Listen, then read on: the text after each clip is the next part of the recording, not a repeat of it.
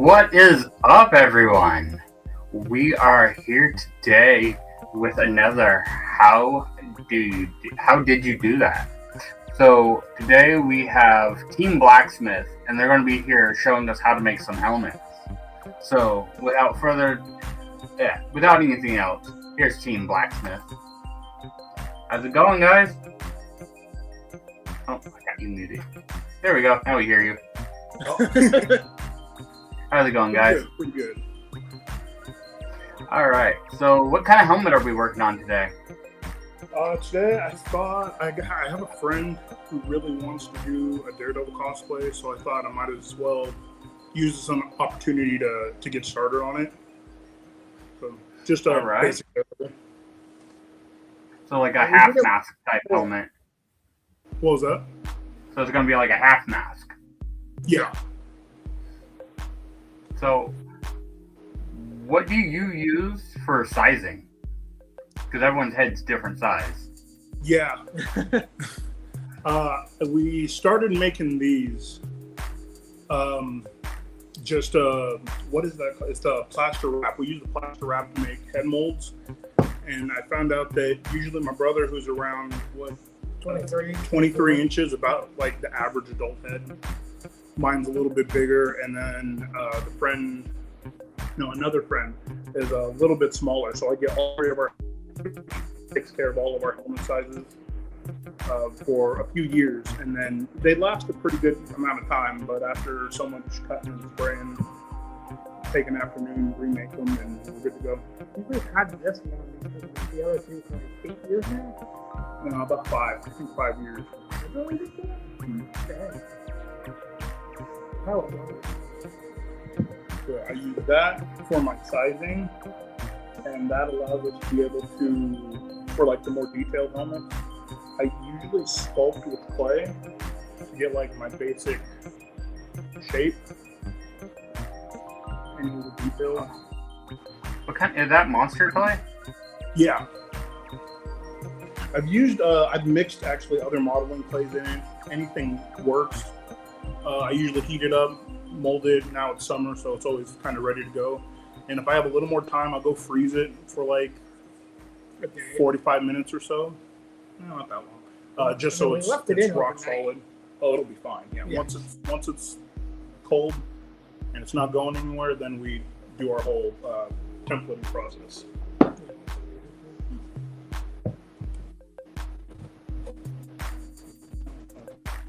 Oh, actually, yeah, that's fine. We did do this helmet. I do all my helmets about the same process, but we did this as a commission a little while ago off the same process, just building that half with clay and building it over, and then doing whatever details we need to do once it's done. So you're doing it out of clay, and then making a pattern out of that, and then transferring that to the foam. Correct? Okay. When you're doing your patterning, do you need to leave a little bit extra for the thickness of your foam? We do. So this one, I'm actually going to use the next size up. My friend is about 22 inches, 20 or 22 inches, and this is 23, so it should allow for that a little bit extra. And then usually I'll just try to eyeball that little bit, and it works out pretty good. It's mainly in that middle seam. You gotta allow for a little bit extra. All right. Helmets. I usually, if there's any like bits and pieces, I like to do it in foil. Other times we can use roll of cling wrap. But with the horn and stuff, I think foil would be a better choice. Yeah, I know I've done a lot of patterning with foil, the cling wrap and duct tape method. Yeah, that's tried and true. Like if you're cosplaying, you've probably come across several videos. This is the way to do it. If you have another way, let me know. But I bet you it's not easier than this or cheaper. Yeah.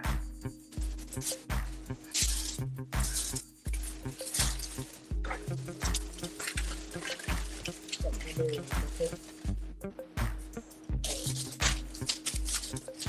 Yeah, with helmets with detail, it's always nice to get the like detail. So you're gonna pattern half of it and then just mirror that, flip all your patterns over to get the other half, correct? Yeah.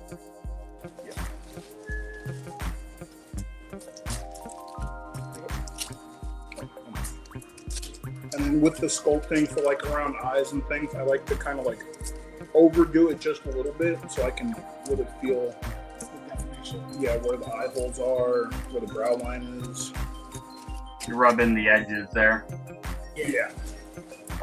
One thing I know I've done before to try to get it to really press into a creased seam like that is the silicone tools that you use for clay work. Oh yeah, yeah, that'll do it. It's strong enough to push it in, but not so strong that it's pushing through the styrofoam and pushing your clay around.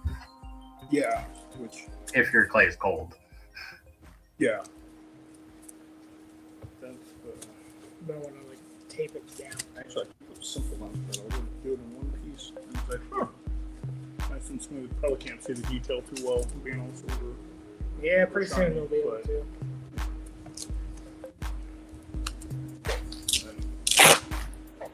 Take it down a little bit just so it stays in place.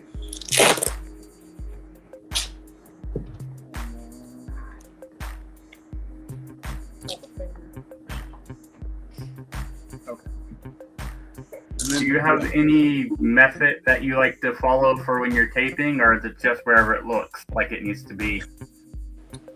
I mean, every helmet's a little different. For around the details, I like to go like smaller strips, but other than that,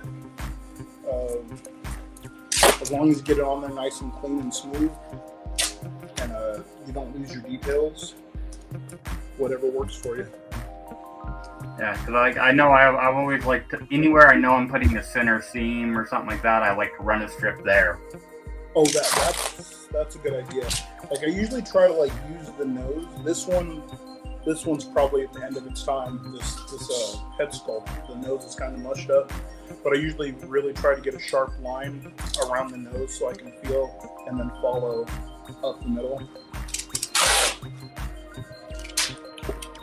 Yeah, because it's not on this side, but well, back on the channel I made an Eevee, the Pokemon. But its head split open so I could put it on a chainsaw. Nice.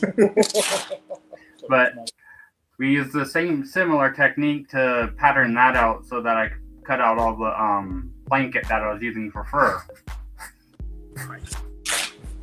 So, but yeah, I've found that on my last pass, anywhere I think I might put a seam, I like to put a stripe there so that those spots are a little bit thicker, so that when you cut it, you have a nice edge to be cutting across. It's not finding all these corners and stuff where it might want to lip on you. Yeah, that's a good idea. So I have had molds or ones where like you get a little flapper and then now you have like this little spur sticking off the side of your thing when you go to push it down flat. Yep. I think like our recent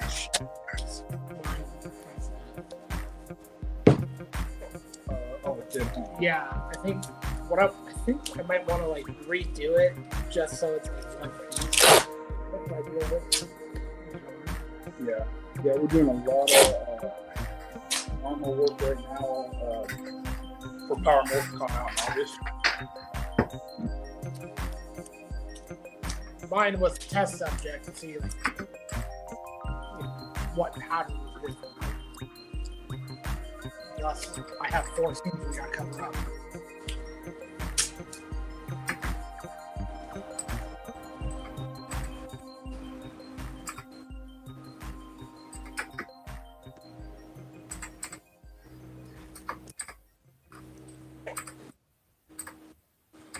So far. So which version of Daredevil are we doing? This, I did one for him a long time ago that was more based off of like the season 2 Netflix Daredevil. I think this time we were going to go for something just a little more original.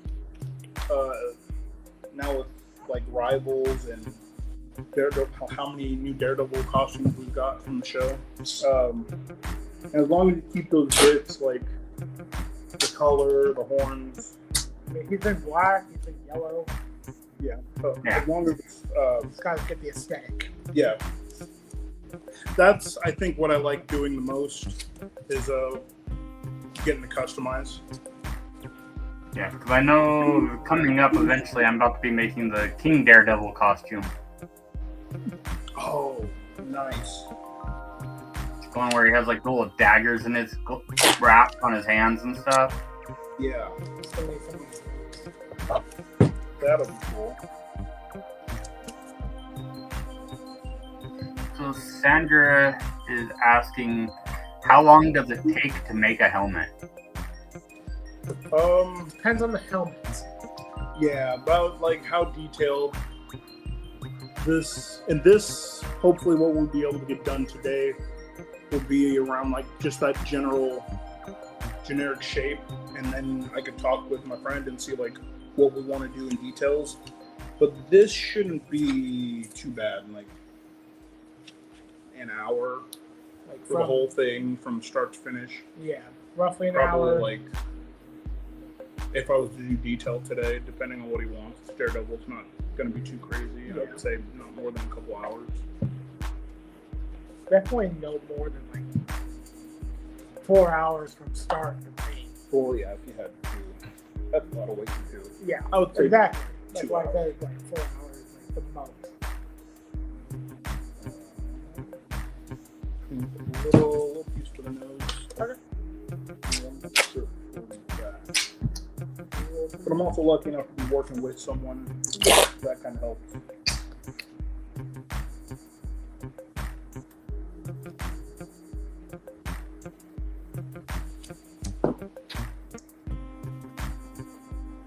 Plus, it helps. That one can focus on cutting, one can focus on putting patterns down, getting all the foam, all the extra bits, bobs ready for the next stroke. But lost.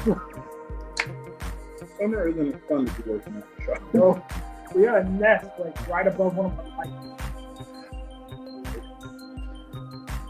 I think it got bigger.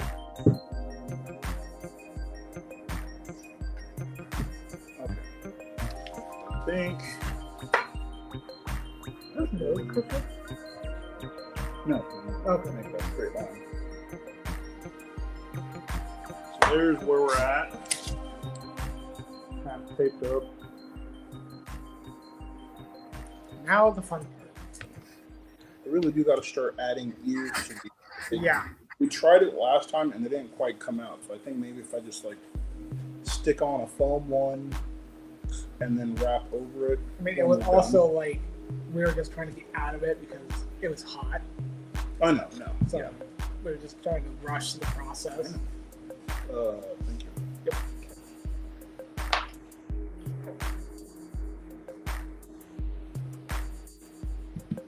And first thing with templating, I think is the most part is finding that middle spot. So I think we're gonna start trying to mark it. Usually I do pretty good.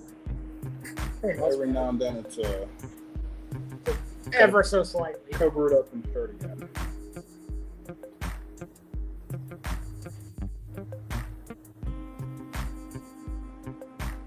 The worst part is probably gonna be like the hair. It's just like curve.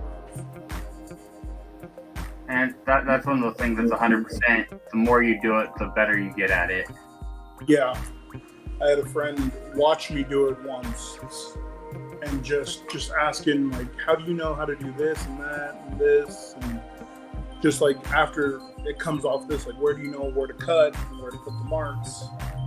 Like Practice. I could explain it to you, but we've just been doing it so long. I think you just start seeing it as it's happening, like you know where it's going. Where people just see like, It becomes like a muscle memory. yeah. So when you are doing it, cutting the foam part, is there a certain angle you cut your foam at? Are you cutting it square, or are you cutting it with an angle to it? Depends on the piece. Yeah, I usually like to just cut it square, and then where I need angles, I'll come back later with the Dremel, unless I'm like really sure. Because like if I go to cut it with the angle and I mess up, then I got to make a new piece. Where if I cut it straight and go at it with the Dremel, I can take a little bit away and keep going until it's where I like it to be.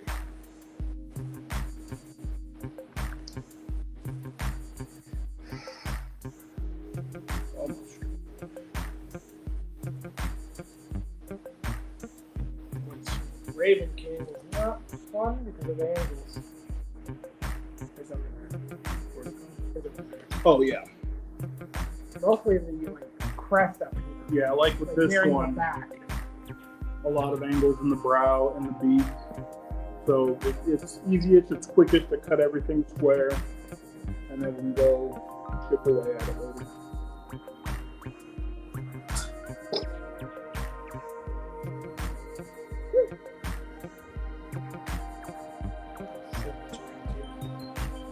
Honestly, yeah, I think this is gonna be like shape-wise pretty close to the like Netflix sort of helmet.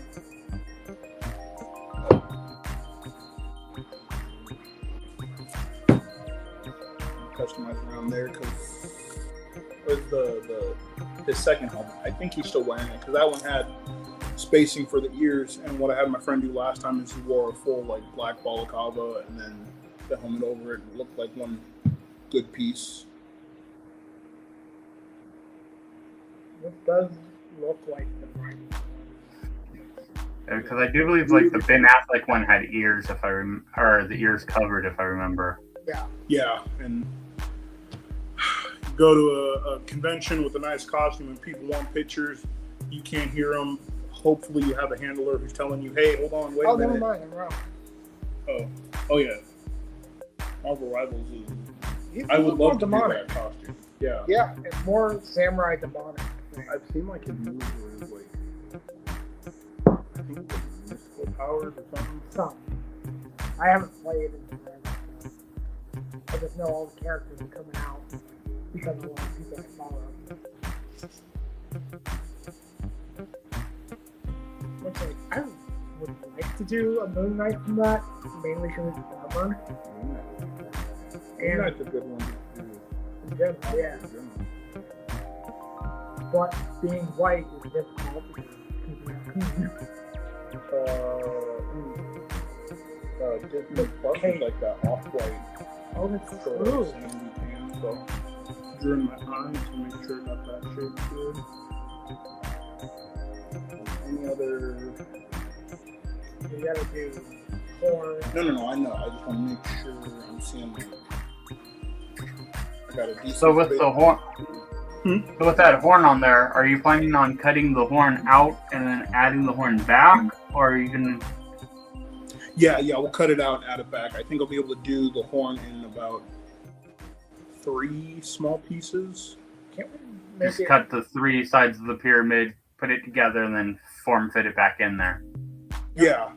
That's also why I wanted to have it at that like that angled horn instead of like a more classic round horn.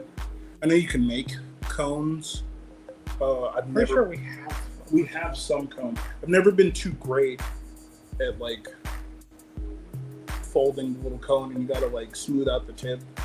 So have It out. Huh? have you ever done mold making with like silicone Yeah. Yes. or We actually plastic? molds. So if you make a plaster or silicone mold of the shape you want, you can take foam clay, press it in there, stick it in the freezer. It will get hard enough that you can pull it out of the mold and then let it air dry overnight. Yes. We I haven't done that before. I've used foam clay. I use it a lot, but We actually use it on that. I use it more in like filler. Did I Yeah. use it on that? Yeah. You can actually see a little bit of fire. Oh yeah. We used it on the scorpion before too. Yep. Yeah, you made the skull Yeah. and the scorpion on the head. Oh yeah. Where is that? Yeah, it's in that box. I'll make this. Okay. Yeah, we just used a bunch of foam clay because I did a Necrocom Pokedex. What was it? A Necrocom Pokedex. So the book from Ash Williams, Yeah. the Necrocom, I did a Pokedex, like a cut wrap over a Pokedex that looked like the Necrocom. That's cool. And you can get that like really organic, like leathery, like skin look. Yeah. So what it was an Ash mashup, and it was Ash Ketchum and Ash Williams mashed up together. Alright. That's great. Oh, we didn't use clay on that one. But No, well, all these angles. plenty of angles, yeah. Yeah, if you want to show that. That's a great one. Do you have pictures of that on your Instagram? Yeah, that was just at Sinister. We just did that at Sinister. Okay. I ended up making the chainsaw and all that stuff. So there should be pictures of it on there Okay. on our Instagram. If nothing else, I know Easy Money put one up there. Okay. Yeah. Okay. So I see you're doing yours in like strips. Yeah. So instead of doing like the pie cut style. Yeah, I try to do it in as few as possible. But I've done it like too simple where I just couldn't reform it, like I couldn't see the shape after. So I try to find that sweet spot of just enough. Smooth flowing lines so you're making less joints. Yeah. Where we're at so far. God, I love doing these. Yeah, can I see that scorpion real quick? Oh yeah, sorry.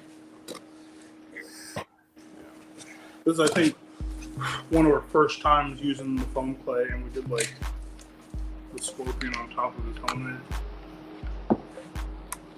end of the mask, and then this little skull on the belt buckle.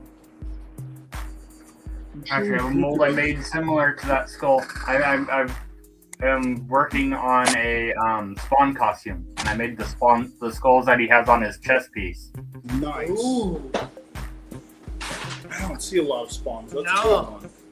Yeah, there's one that I see around Sinister, but I want to add a couple features that I've never seen done. Like, I want to put boning in my cape so that when I whip my arms up, it'll freaking flare the cape up, Yes. but I can still have my arms down and fit down a walkway. Yes.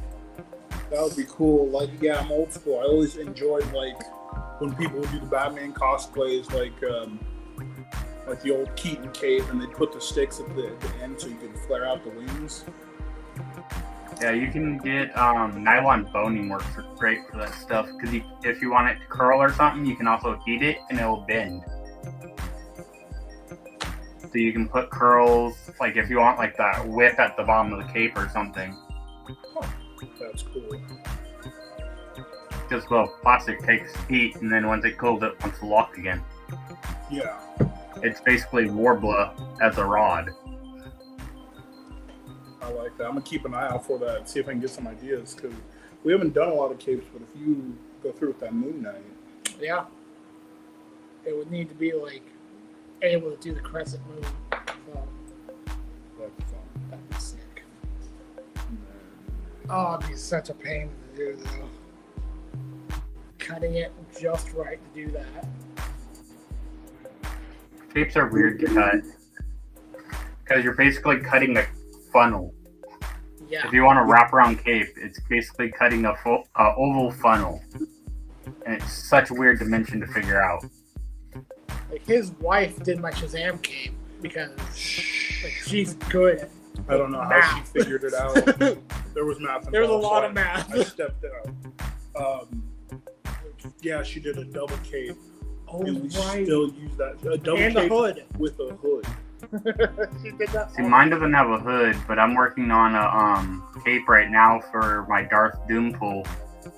And the fabrics that I chose are fun to work with. So it's satin lined, and then it's velour on the outside. Or opposite. Satin on the outside, velour on the inside. That's enjoyable. So two very slippery fabrics that do not like to stay in place when you're trying to sew. Yeah.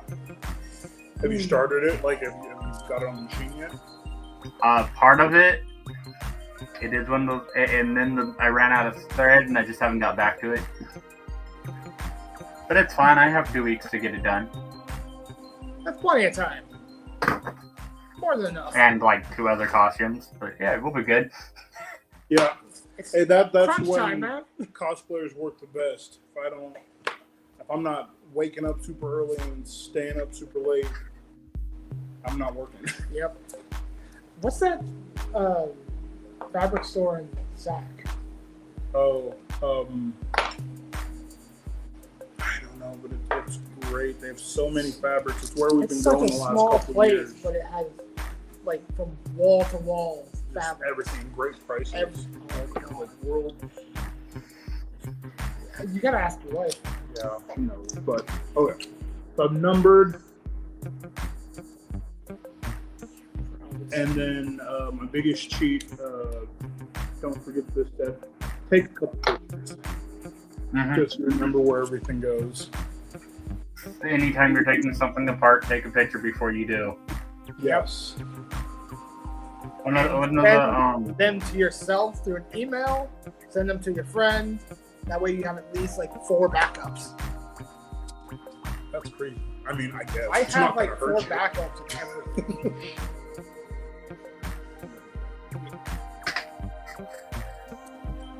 Sure thing.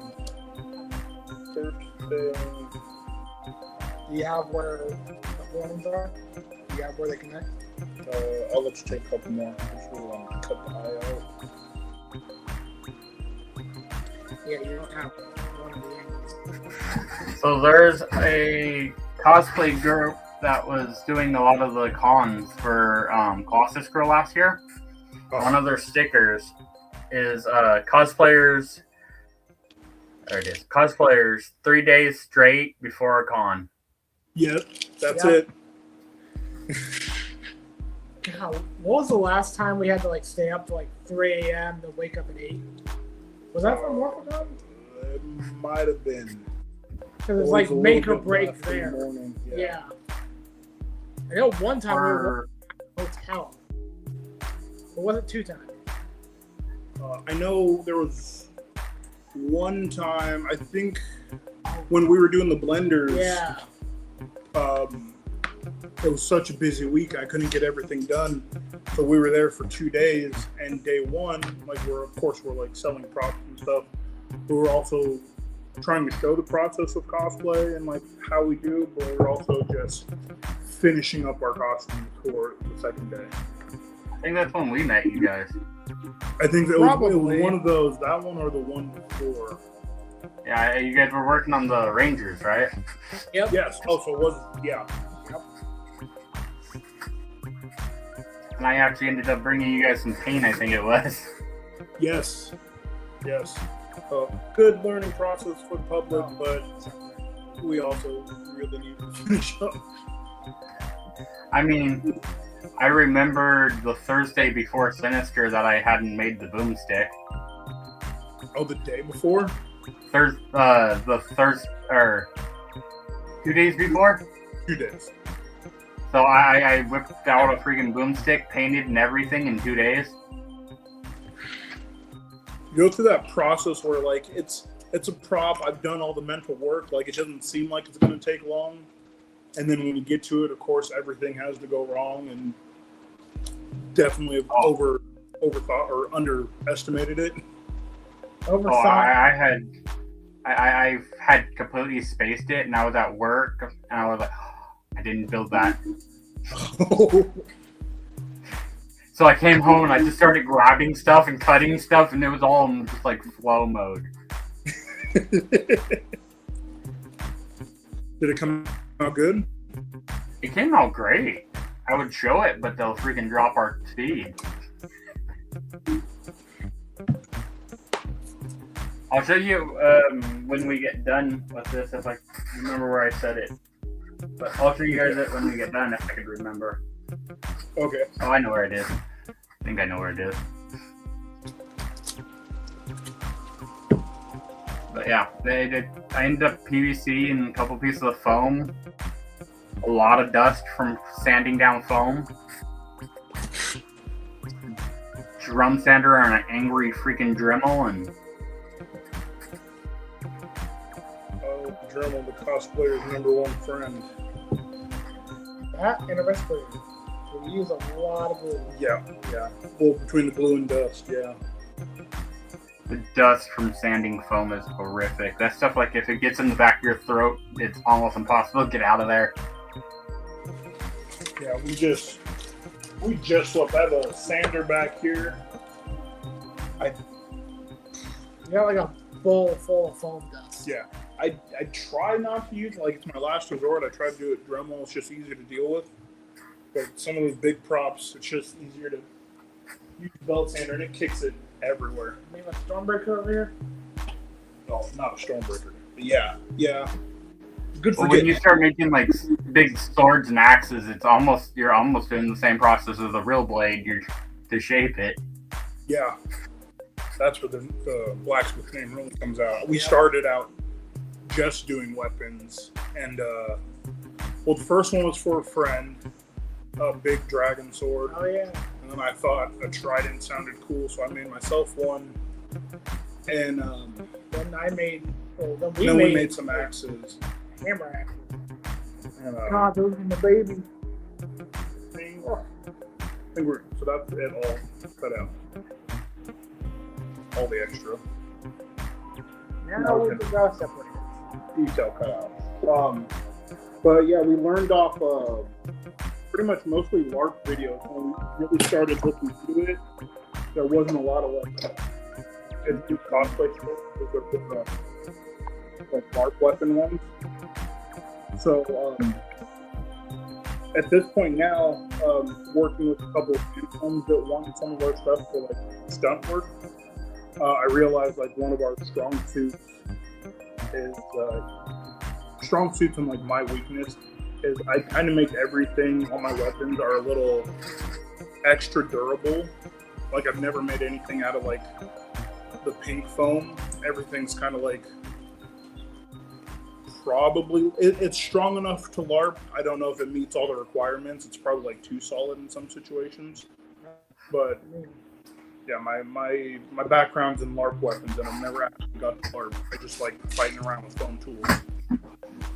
Yeah, the new requirements for... I was actually talking to one of the LARP guys at one of the last cons, and the newer requirements for that stuff is really, really cushioned blades.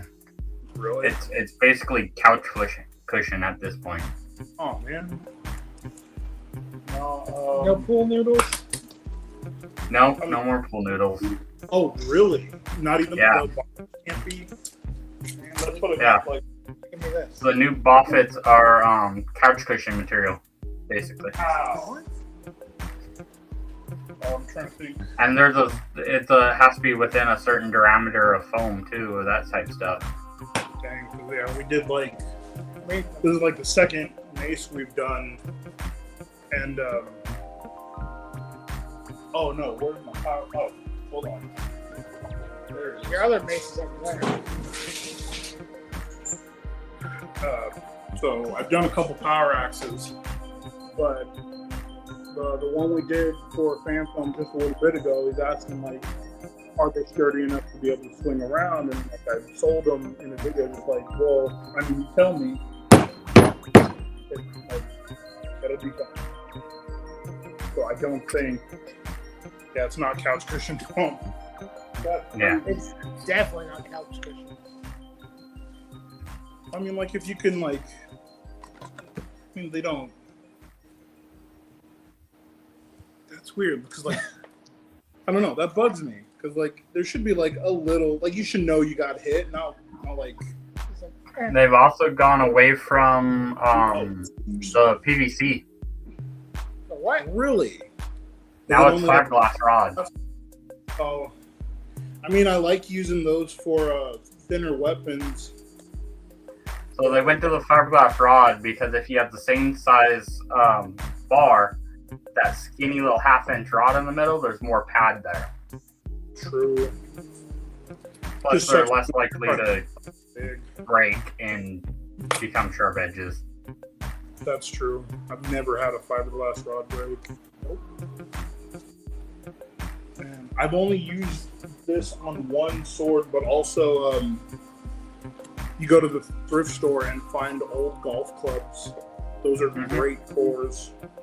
Yeah, as long as you get the fiber rod, not the metal rods. Yes. Metal rods get really sharp really fast. No.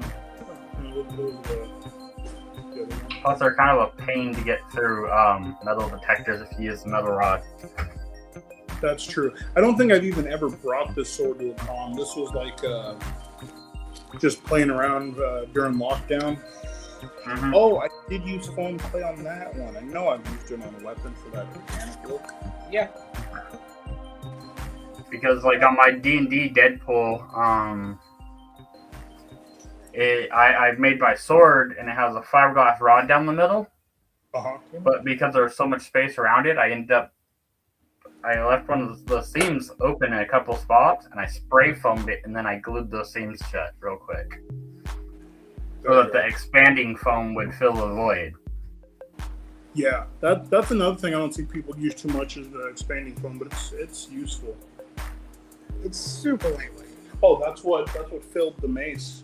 I've done a couple hammers like that. Yeah, go ahead, grab me that one. This one that we never finished because it got a little misshapen. Well, there goes that. Gotta switch that head out, but yeah, just Yeah. Last like really good filler. It's really light and you can fill a lot of space real fast with that stuff. Yeah. this is 902. What? This is a 902. That's full. And it's fairly easy to carve. Yes. For the most part, Yeah, I've never had to it's easy to get through. I've never had to shape anything from it, but filling up those hammers, sometimes it'll get bubbles and get a long knife through there. We were using just carver. the electric carving knives. That Mhm. works really great with them. I also will use that spray foam as a glue when I'm gluing the pink styrofoam together. Oh, Then when you go to carve the pink styrofoam, even your hot knife can go through that foam as well. That's a good idea. Because normal glues like a silicone or something, the knife won't go through it. Yeah. And which one? What do you want? Oh, You just have to clamp your parts together real well while they're drying.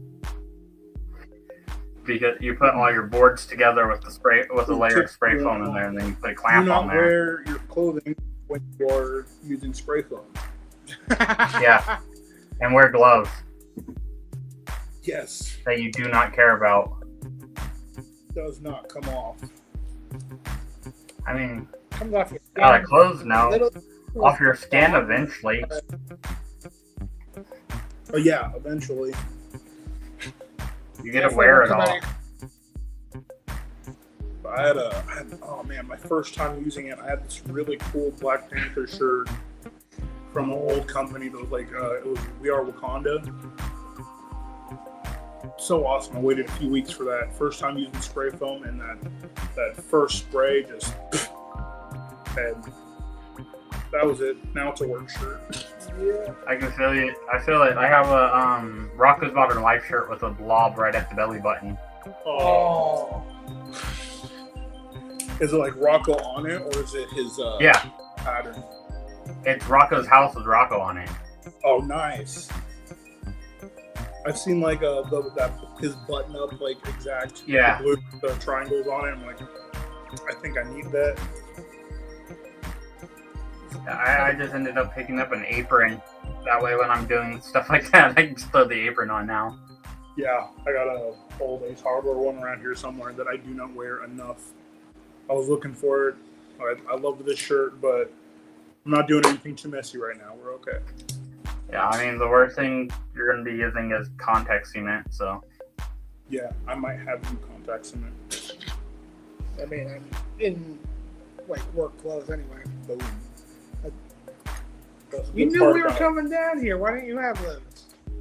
I wanted to look nice. Yeah, but you can still look nice.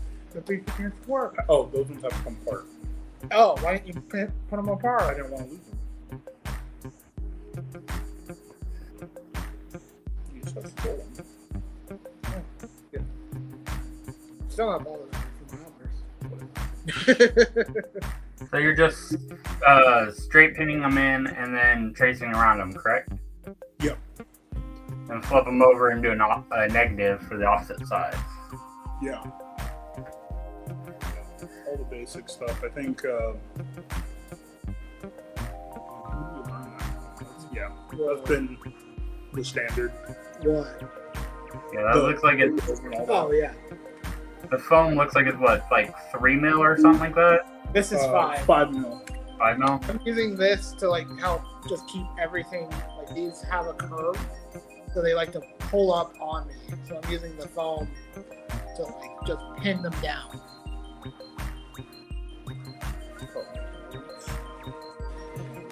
Yeah, weights don't 1, 2, hurt 3 either. block. Mm-hmm. So I'm gonna come down here and use them as Legos. He still does that. Yes.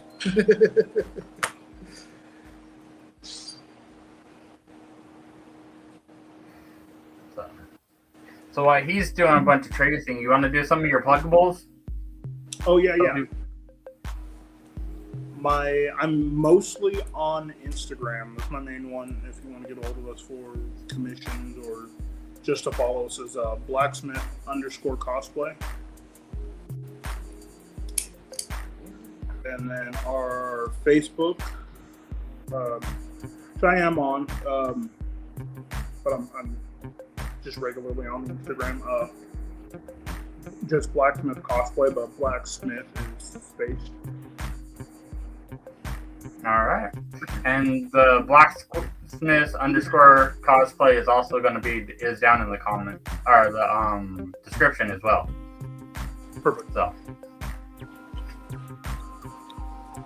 Should link my old one. My old one, I Everything. So had everything, like my whole cosplay journey. But who has an Instagram nowadays that didn't get hacked and taken away? So me. starting again. Oh, lucky you. yeah. Granted, I don't post on it very much, so That's not really secret. much to take. Don't You don't use it.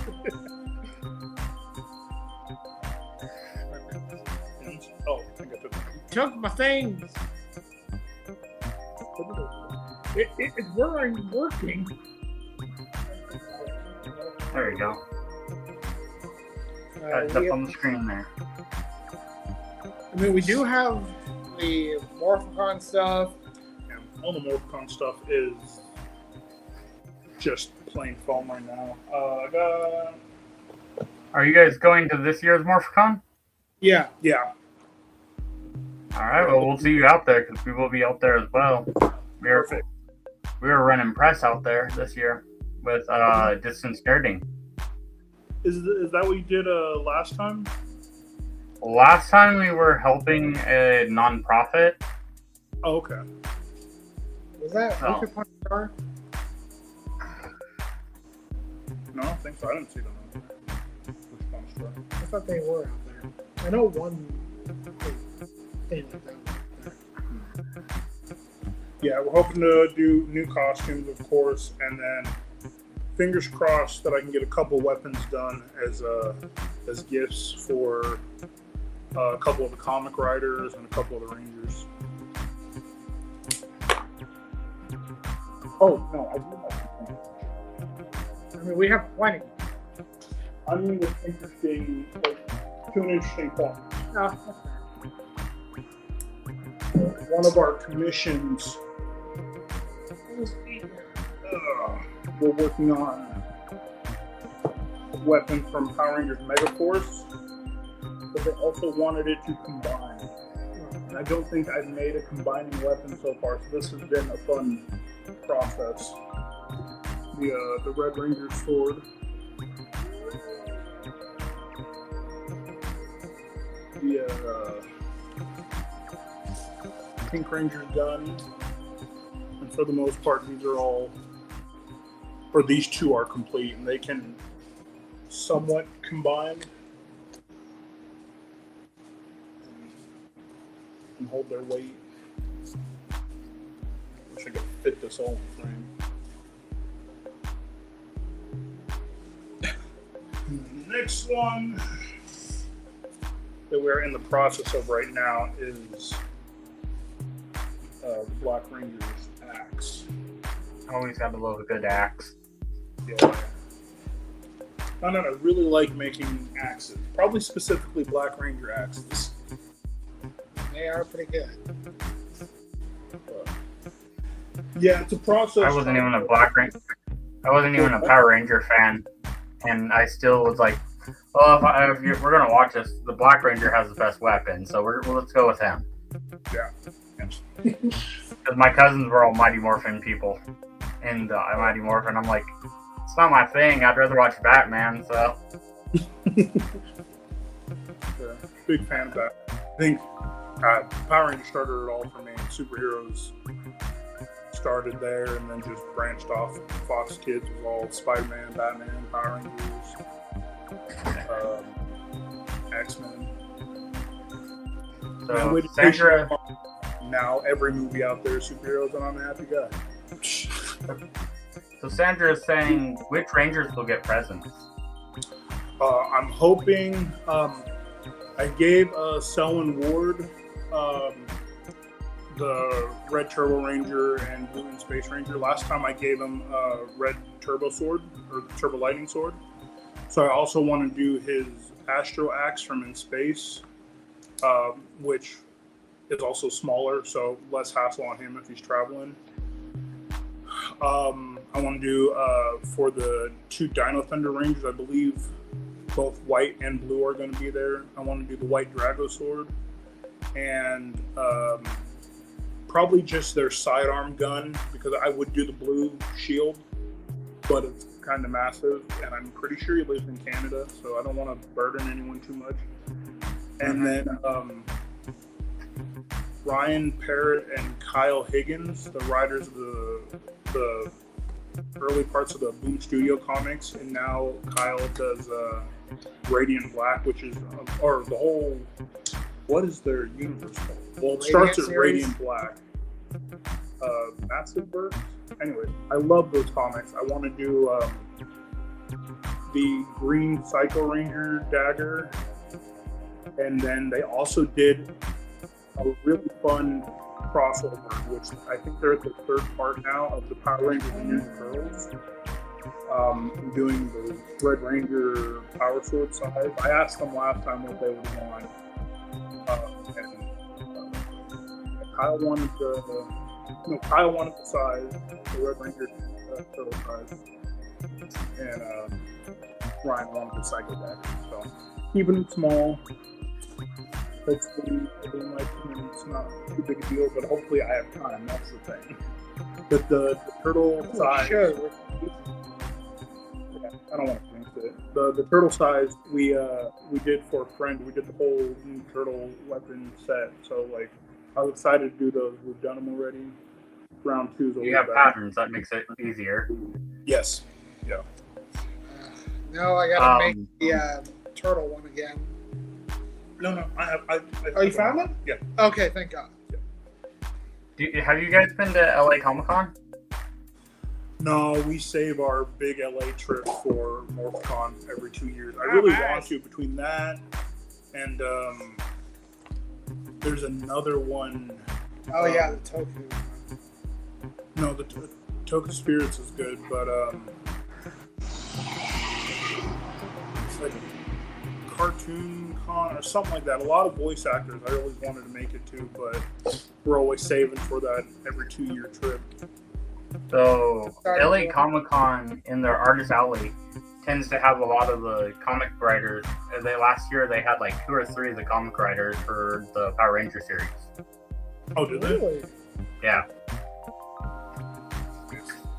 So if you can't get those ones done in time, it might be another way to get there. Or I know me, Sandra, and the Distance Nerding crew are supposed to be down there for that one. So if you need, we could always pass them off for you if they're going to be there. Oh, that'd be great. Okay. I will keep that in mind. This is definitely the more tedious task of this. That's one of those nice trips where we don't have to pack a full sound system with us. Well, you guys are in LA, right? Where are you guys? We're out of Sacramento. Oh, okay. Okay. So, yeah. Yeah. It's still a little bit of a drive for you. We're about... Yeah, we do all the Colossus Girl stuff. The what? When we do all the Colossus Girl stuff, so the Reno show, which we'll be doing in like 2 weeks, Silver Age. They have 2 in Medford. They have Metal Arc and Anna Medford, both up in Medford, Oregon. They have one up in Bend, Oregon called Beaver State. They have one in Boise, and then they have one in Tri-Cities in Washington. And when we go to all these different shows, we bring a full PA system with us because we're helping our friend that hosts all the stuff. So we got 2 big old 18-inch subwoofers, freaking full PA system, mixer console, towers, 2 15s and a horn in each cabinet for our mains, amp rack, all of it. So filling a whole pickup truck up. Yeah, Loads of fun. I'm here complaining about trying to get like 3 people's costumes to fit in the car with all our luggage. That's crazy. Costumes. Luckily, we are using a pickup truck at least, so I can stack it all, Jenga it in there, and yeah. I did my time working in the semi-trailers, stacking boxes. I'm pretty good at it. There you go. Nice. Yeah, my wife's the Tetris champion. She gets it all sorted in there, and if anyone touches anything and tries to put it back, we destroy the whole thing. So we kind of, once it's there, it's there. Don't touch till we get there. Yeah. And then fight when we get there because now we can't find anything. Oh, you don't have to do that. I do. Are you just cleaning up the lines? Yeah. Okay. It's my OCD. Okay. OCD is not too bad when you cosplay. No, but it's taking me off. It was like it could have been done. Now I gotta go through all of this because of my squiggly lines. I can read your squiggly lines now, though.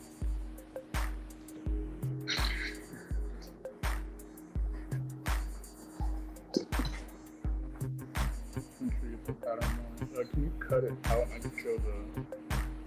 Just... Yeah. Alright, so...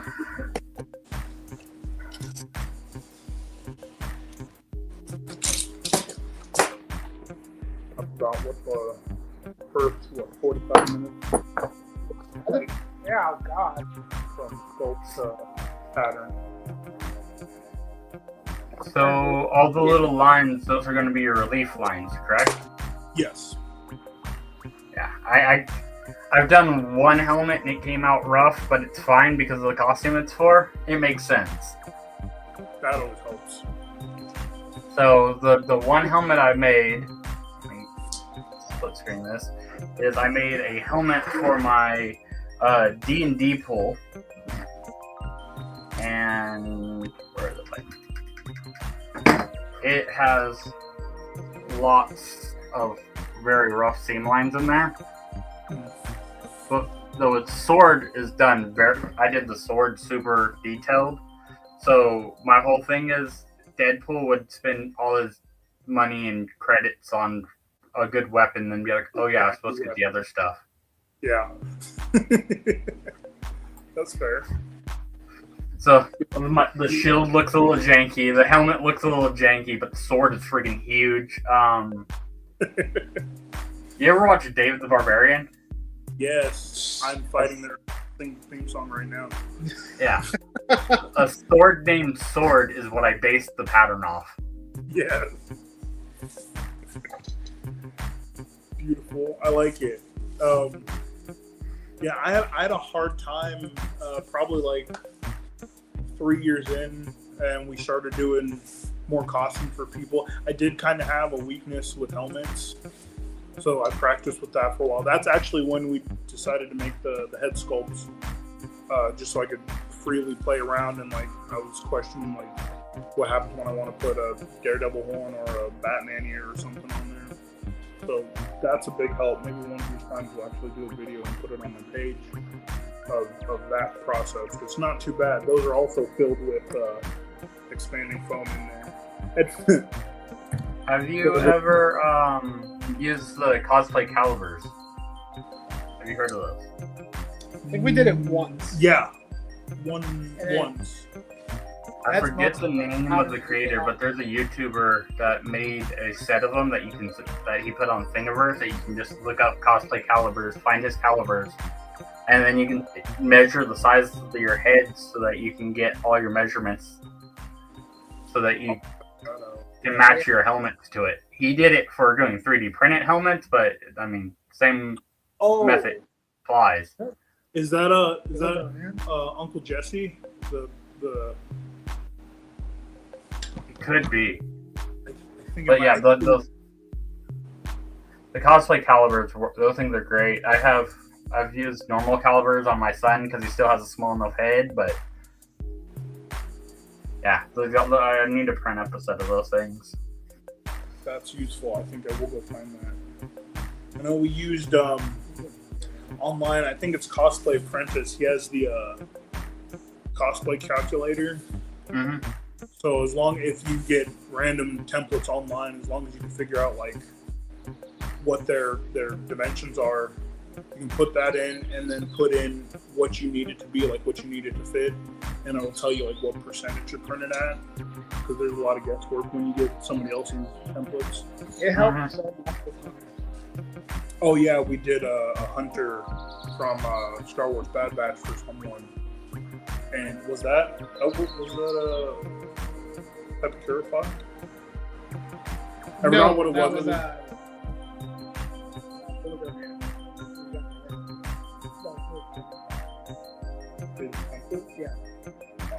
I forgot how we had to do it. It was a little different, but yeah, sizing was a nightmare, and then I remembered the cosplay. Yeah, I've used the calculators before, but the calibers help so much so that you could get the numbers you need to determine what you're supposed to be adding up in the calculator. Yeah. And is it a free print? Yeah. It should be on Thingiverse, I do believe. Okay.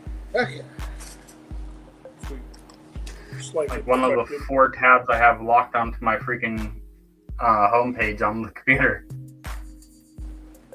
Thingiverse is always there because I'm always pulling something off of it. That's up where we got the wand. What wand? The Sailor Mars. Oh yeah, we. Wait, no, it was Colts 3D because they have. Colts 3D's got a lot of cool stuff too. Yeah. Thingiverse. Problem with Colts is like some stuff you gotta pay, but Thingiverse. All of their stuff. Yeah. Thingiverse, everything is free. I found good pictures of a lot of stuff. And then the middle ground is Maker's World, where it's like 50-50. Yeah. Yeah, we just got back into 3D printing, I think, last year. We bought some cheap ones probably like 5 years ago that we could never get working right. And my friend came over and he got really good with it and was telling us all the stuff his printer does, and this is automatic and this is automatic. I told him, like, so we're working with like Fred Flintstone printers and you got a George Jetson. We upgraded and it's been pretty fun at since. Yeah, I got a dinosaur. I'm running an old Ender 3.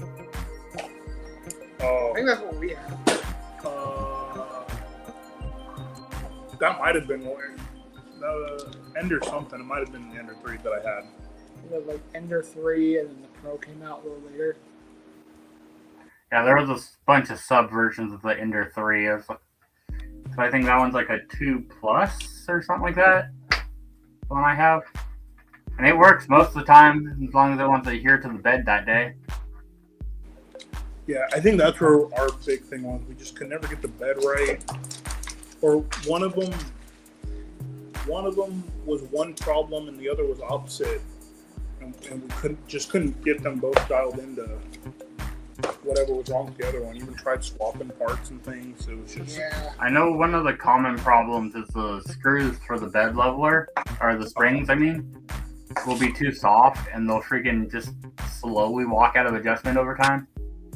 oh That's actually what happened to one of mine.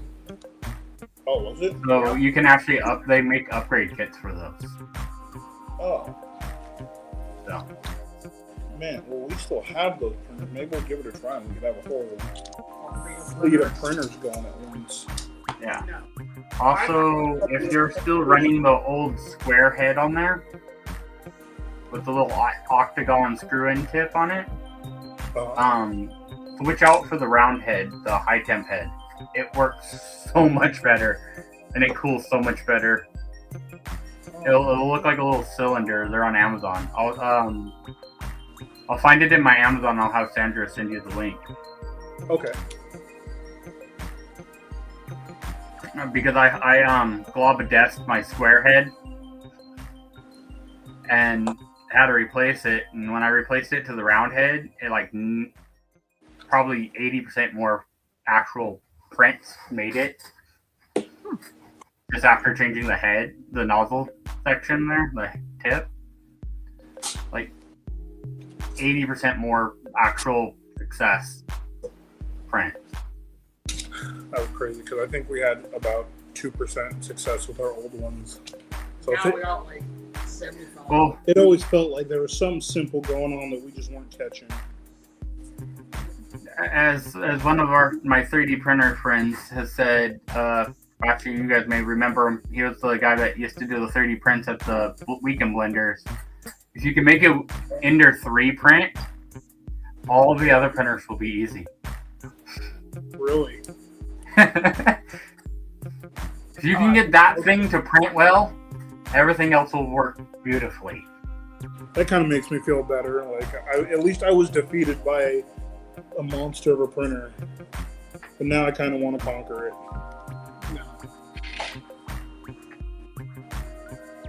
I mean, I've gotten some good prints. The weird thing is sometimes you just run it and it works beautifully, and then you run the same exact print and it fails, and you're like, nothing changed. Same filament on the same bed, nothing changed. It's just 2 hours later because I had to freaking wait for the other one to get done.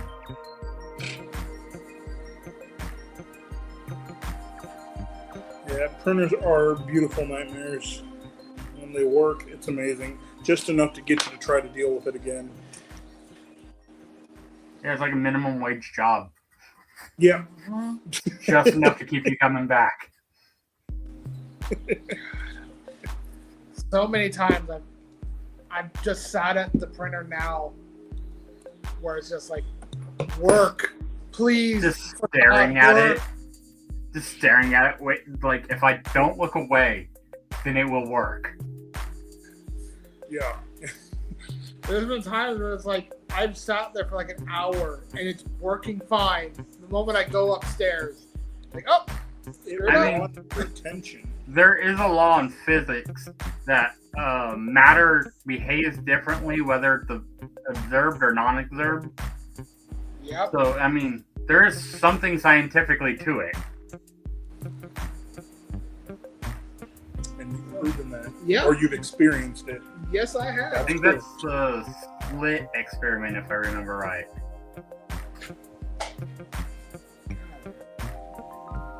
But yeah. I watch too much nerdy stuff to remember all the names of everything.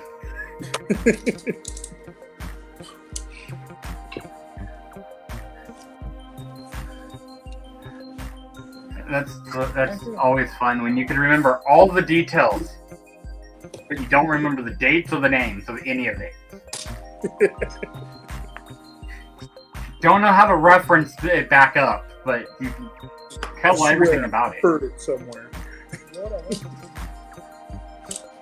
quickest way to sound like you're talking conspiracy theory. Yes. I don't have any freaking sources for you, but this is what it is. Fact. Trust me.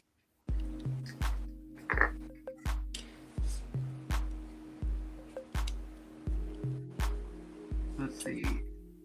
So my least favorite part, cutting the paper.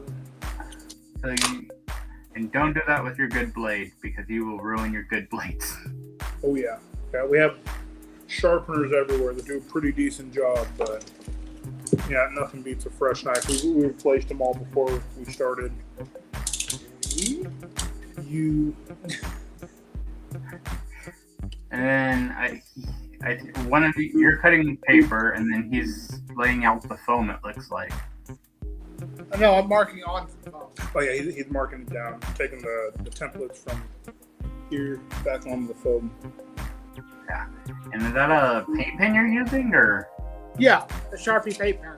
Yeah, We got a whole bunch. we spent the money on a Sharpie paint pen, and then I bought some cheap ones to like help paint with the 3D prints and stuff. Mm-hmm. They work fine, and they're much cheaper. Find a good set of paint pens off Amazon. The Sharpie ones are also, they're good, but they're really hard to find when you just need like a black or white or gold. Yeah. Plus they dry out like crazy. I have a bajillion paint pens over here, but they're all like the expensive ones. They're like Markall and Marklin and stuff like that. But I'm a welder, so I had kind of accumulate them through time. Because every company is like, here's paint pens, keep working. Because as a painter, you will destroy them. I mean, as a welder, you will destroy paint pens. You write on one rusty chunk of metal, and it is freaking rotten. I've taken brand new paint pens, did one project, and threw the thing away. There's probably still paint in there, but the tip's destroyed. Yeah. That's how I feel like with the black pens, but we're just using them so often. They're like, once we get a black pen, all of a sudden we only have white foam. So we're like, okay, just use that one. So, have you ever, when you have the white lenses in, like the mesh lenses, and you get in the sunlight and it blinds you, Yep. and you can't see anything? Yep. Color the backside of your lens black. Oh. That's smart. We should Yeah. do that. What it does is the light bouncing off your cheeks hits that white on the freaking lenses, and it just blows everything out.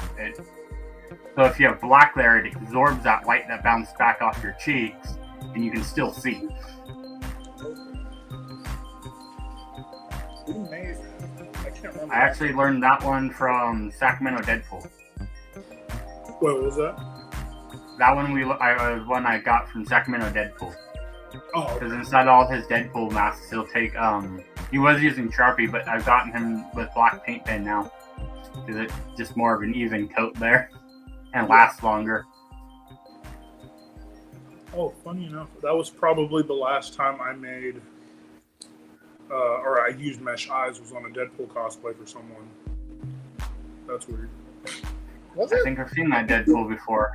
Was that the Fancy Pool? Or not Fancy Pool, what's the one with the long hair? Nice pool. Nice Pool. Yeah, we went with that one before the movie came out just because it was a more armored look. And then the movie came out and went, oh, that's Nice Pool. Okay. That also very much worked for the person we made it for. Yeah. Yeah, no healing factor there. None at all. Oh, that was a good movie. Yeah, it was. Is The that best all? part of that is if you're paying attention, he knows all about the Deadpool core, but knows nothing about healing factor, and the entire core has healing factor. That's a big thing. How did he miss? I mean, he probably was like avoiding fights, so he probably didn't know about it. I mean, but they got to be like You get all the Deadpools around and no one just stabbing each other just for fun. Yeah. No one showed up with a little hand. There's that. Small piece. We're watching that soon. Like somebody showed up still regenerating something at some point. Someone's got to say something. What's going on there? Didn't you have a baby hand earlier? No. I mean, like the samurai with the little tiny baby arms.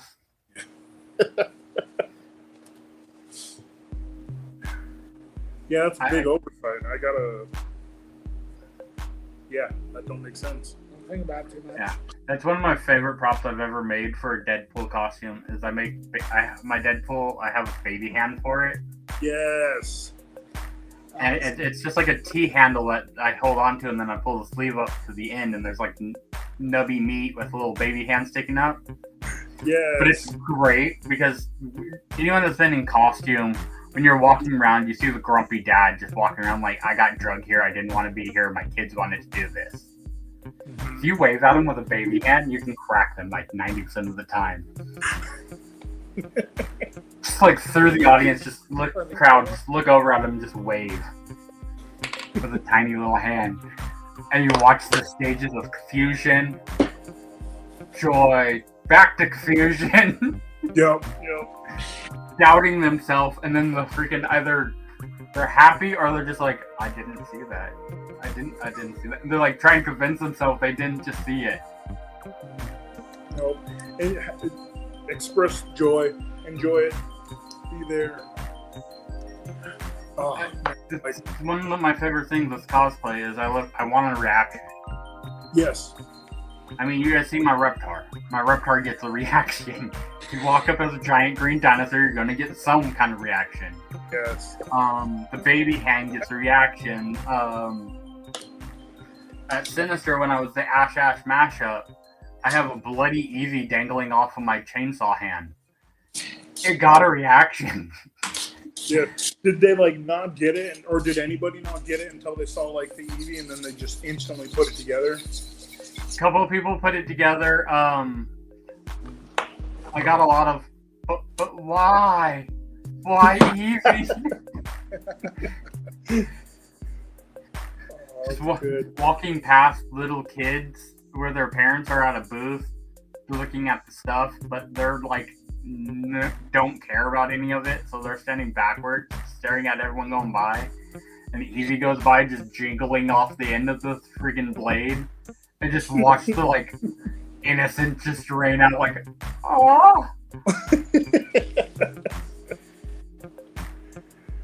I don't think we got any shock reactions. We've got a couple. I think all our best reactions were off of group cosplays. Like our first group, I guess, was just the two of us, and it was Heroes for Hire, Power Man and Iron Fist. And sometimes someone would see one of us, and they're like, "Oh, that's cool," and then they'd see. Like if they saw me, then they'd see Iron Fist walk by, and they're like, "Oh, you're together!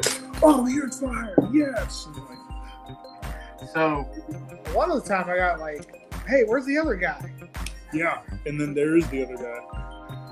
So me, Sandra, young Phil from Distance Nerding, Sacramento Deadpool, and which Idaho is it? I think it's South Idaho Deadpool, and Tater Bob are all part of the Council of Wades, which is a group of Deadpools and a Hydra Bob.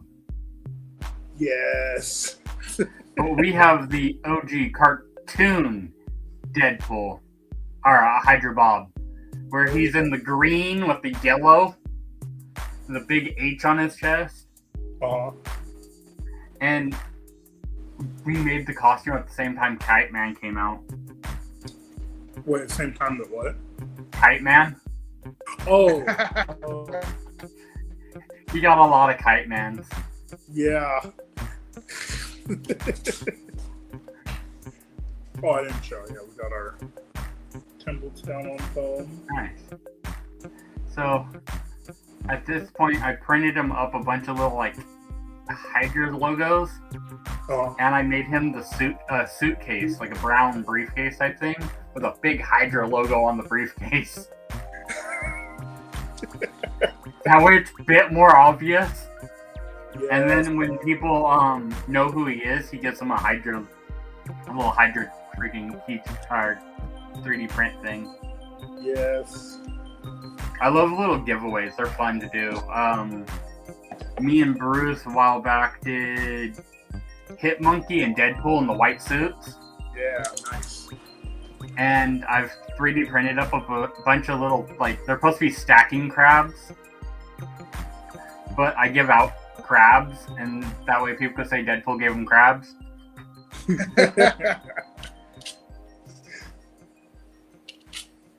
That's good. I gotta start printing some stuff to hand out. That'd be fun. They're great little novelty things to pull people in. I think like the first printed thing I ever even like touched was that same con that we did our first Iron Fist and Power Man. There was a Doctor Doom handing out Latvian coins that he printed that also had his Instagram on the back. I'm like, that was genius. Oh yeah, I forgot about him. Did you do your Doom out of foam or out of 3D print? Oh, it was some other cosplayer that was Doom, and then he just Because I'm actually... So one of the costumes I have to get ready for Silver Age is I'm doing Darth Doompool. Wait, you cut out a little bit. That? So Darth Doompool. Darth Lord Sith, Oh, okay. Deadpool Doom.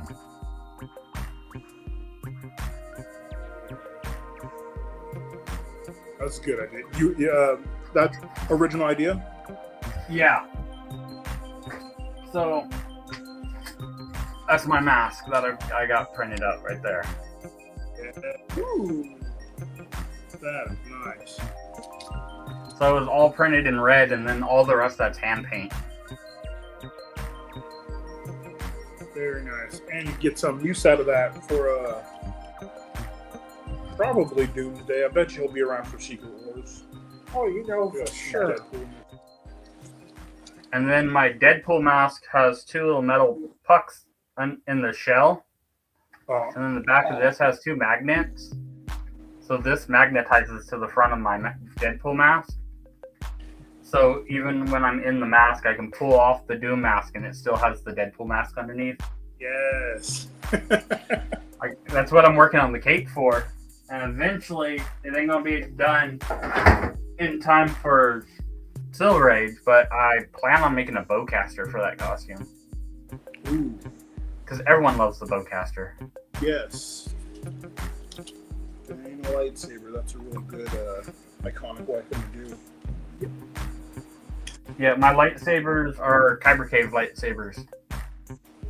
'Cause They're called what? shout out to Kyber Cave. Okay. Huh? Yeah, Kyber Cave, Van. Okay. Van over there at Kyber Cave hooked me up with a couple of lightsabers that I picked up off him. And they're red and black sabers. They're combat sabers. So the blade on them is actually made out of the same thing as a riot shield. Really? Yes. So you can full swing with these things. The carbonate tubing. So, and then I got the nice red and black. Oh, nice. Makes all those fun little noises and everything.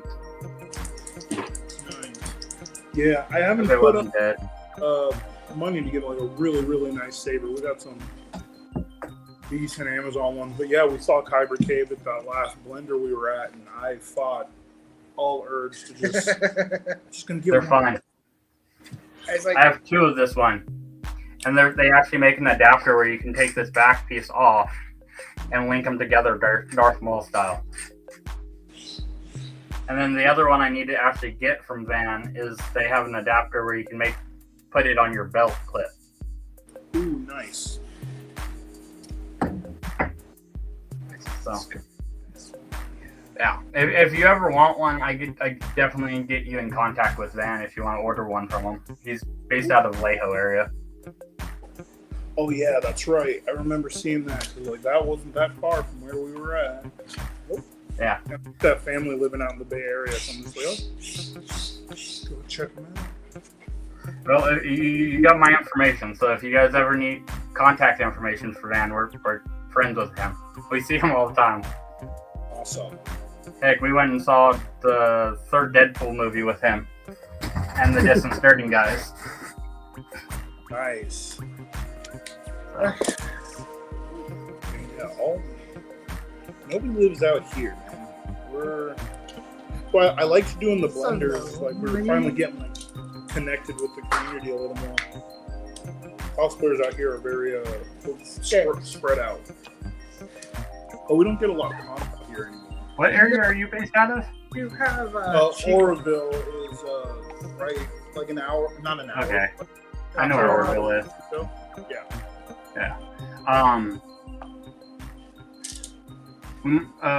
Have you ever done any of the comic verse stuff? What? Comic verse Oh yeah. Actually, with Impact. Trey? Oh yeah. We Impact. did two. I don't know if he still uses them, but if you ever see an impound with a foam helmet, that was us. Nice. Yeah, he's been doing all his shows down here over by Sac State at Scotts Rite Center. Yeah, we haven't been in a little while. I know, is the next one coming up, or did I miss it? I think I missed it. Anyway, I swear they always it pops up I in think it was in May. the post I see. It's like, oh, such a great comic verse. I'm like, no, Give me 5. it's close. I'm sure Trey would be. Go. I'm sure you guys could always hit up him and see about getting in with Trey too, because you guys obviously know him. Yeah, that's it. We actually he had the red SPD Power Ranger there, the last one we went to, and we made his weapons for him. Nice. That was fun. And voice actor from Naruto dressed as his character. That was fun. Swords they made were pretty good too. Like Killer Beast was. Yeah. They were made in like what day? For a very quick build, yeah. Like my only sword that I have that weren't made of bone. Yeah. Didn't we make those out of like wood? They're just art strips. Yeah.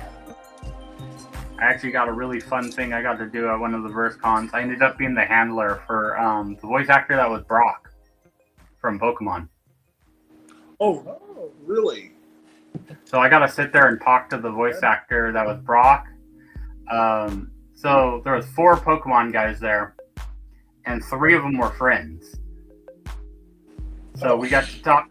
Me and one of my other friends we were handlers for them, and we got to sit there when there weren't people there and just kind of talk to the freaking all Pokemon people who were sitting there. That's awesome. Oh, it'd be so cool to be part of a con like that, little behind the scenes stuff.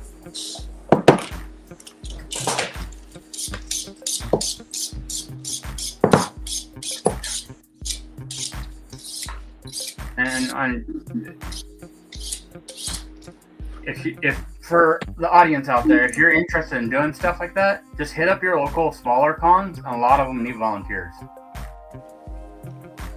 The only hard part about it is you can't fanboy or fangirl. You have to be able to keep your stuff together. I think we could. You definitely could. You are scared. You could because you. Like, shut down. Yeah. They'll be asking you to talk to them. Yeah. For most people, I'd be fine. There's a couple of people that I'd freaking nerd out on, but most people, I'd be fine. Yeah, I think I only have like a couple people that I still like really want to meet. That one in LA it's mostly cartoons. I forget the name, but there was one year where Phil Lamar was going to be there, and I'm just like, I don't know what I've watched or played that he wasn't part of. Like that dude, I've Static. gotten to meet him twice. He's an interesting dude. What? If you're really into Phil Lamar, check out on Distance Nerding. They have an interview with Phil Lamar on there Oh, that we sweet. just did this year. So what we probably Dang. could have done was like heated these or Uh, cut the angle. I mean, granted, you wanna this heat is 'em? a top, so You can go on this side and start heating them up. Where's our? Okay, So- they for the So top, do you guys use the head mold for doing your heat shaping? I actually use this super high tech apparatus we made, which was some wood plate we got from like Michaels or something, and this was a old ladle. feather duster that we took apart, and then a ladle that we cut the handle off and shoved all the hot glue in there, and it's stayed forever. I think I've only had to re-glue it one time. Twice? Yeah, because it's not super hot.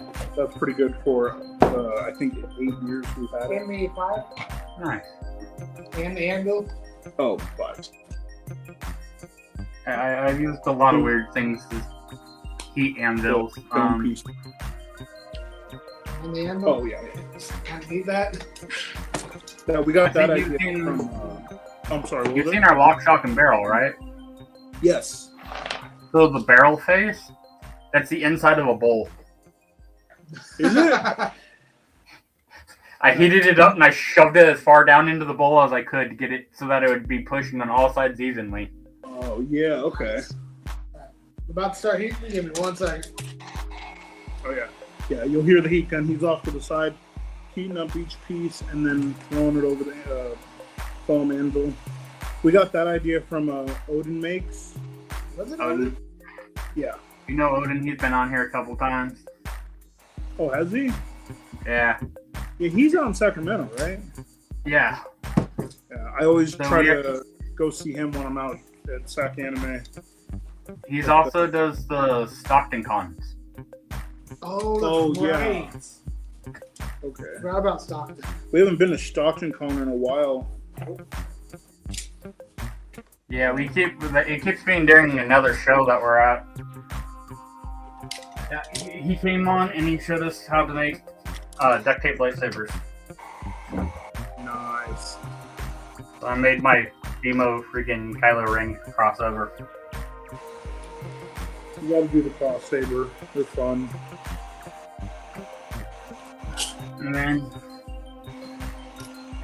And the funny part is, a couple weeks later, I ended up helping him at a smaller con. His help was running behind, and he had a like a hands-on thing for the kids to build them. Uh-huh. And his help was like running behind and wasn't there yet, so I ended up helping him at that thing, running the demonstration. Very cool. But yeah, we like Odin. Odin's a great guy.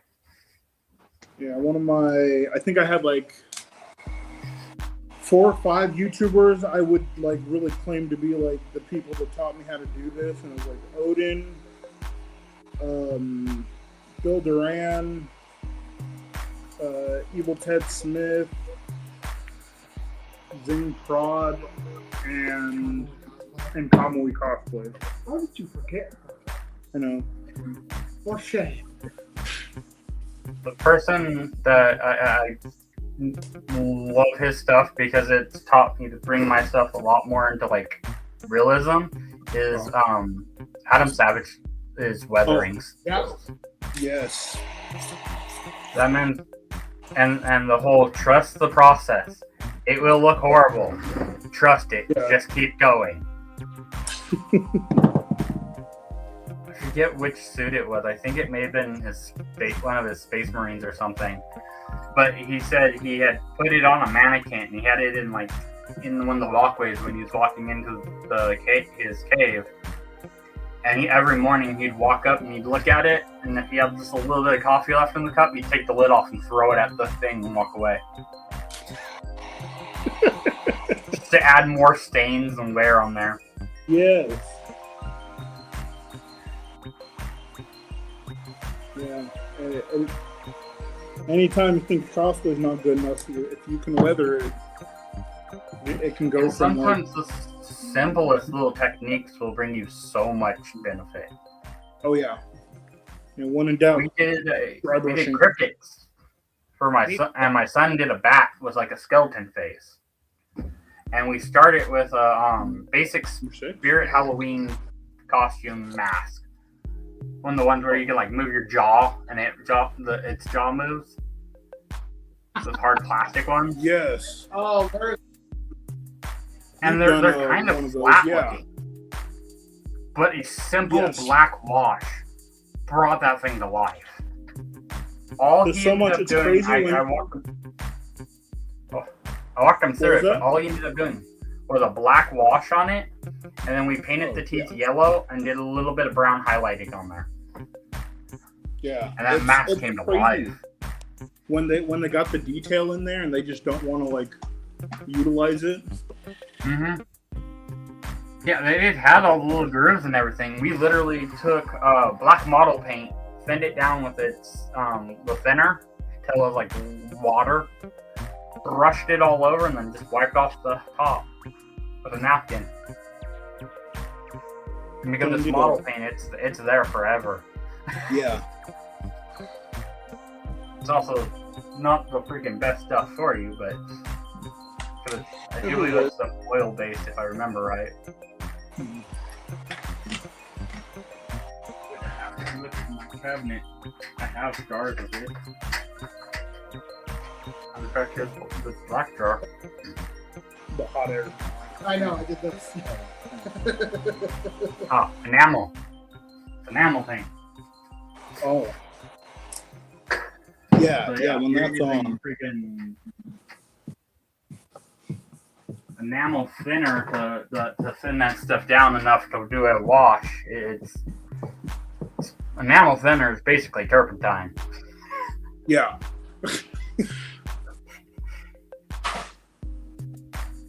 Slightly milder version of turpentine, so it's harsh stuff. Wear your respirators, go outside, all that good stuff. Yeah, you only live once. Well, it'll be a lot shorter if you don't, probably. Eh. I have it. I don't know if that's the last time I put it on, but I have my respirator right there. I know, I'm losing glue. We're always outside. We got fans. I do have it. I have been using it more. The fan I'm good with. I'll kick on the fan if I'm not filming. Yeah, I'm using mine right now to just blow the fumes away from me. I have a box fan mounted to my windowsill over here that blows out. Yeah. So it pulls air from everywhere else and blows it out the house. Yes. That'll do it. And it's been slightly modified to be a little bit more aggressive, but it is Oh. so loud. Yeah, we have one that we just haven't turned on because it's just too loud. Yeah, we're trying to figure out where we can put it so we can get cool air. There's no place. We're working on battery fans right now. Yeah, that one that was Sacramento summer heat, no AC. I modified that fan to make it work as hard as it could. There you go. So, not advised. But take an electric motor apart and compress the copper, Oh. the current moves faster because you get more conduction. It shortens the life of the fan, but If it's doing what it needs to do. it's kind of like a hot rod. Is it going to be as reliable? No. It's going to work like a beast when it does work? Yes. Fair. It's only blown itself out of a window like 3 times. Oh. It's still good. It caught itself by the cord. It was fine. It didn't even hit the ground.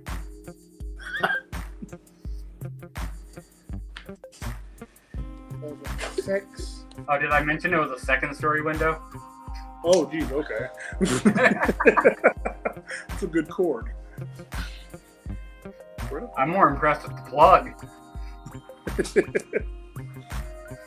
Oh, it's right in front of me. So I start looking at those pictures. Yeah. Now it's legitly screwed into the freaking windowsill so it can't move. Never works. Oh. No. Oh, I forgot you sent me the pictures. Yep. And I'm pretty Going sure through my gallery and I'm like, oh my god, I didn't have 4 copies. I lost the pictures. exactly why I sent one to myself, sent one to you, sent one to your email. Thank you. I'm always prepared. But when I'm not, Yeah.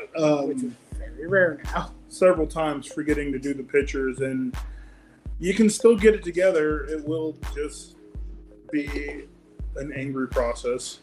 Yeah. It'll get there. Is that Barge contact you're using? Yep. Yeah, we tried going back to like Contact cement. it's contacts on the other brand, like you get it at Walmart. The Yeah. DAP? Yes, yeah, we tried, but having the thinner for Barge, it's too useful. Like you accidentally leave your lid off of DAP. It's gone. That's kind of it. That's it. Yeah. It's thick, it's gloppy, but put a little bit of this thinner, it's right back to being brand new. Well, you can do the same thing You with need to buy the DAP Oh. if you have the good stuff, the better one. The odorless one is kind of junk. Is that the It's not the that- only Like one. lighter bluish colored can. Oh, we would Okay. get the The orange. bluish colored, the lighter colored can is junk. The orange and yellow one, or red and yellow one, that one's actually decent. oh, and they have a thinner that's their own brand? Yeah, DAP has 2 different makes of it. Oh. So they have an odorless and a original mix one, and the original works.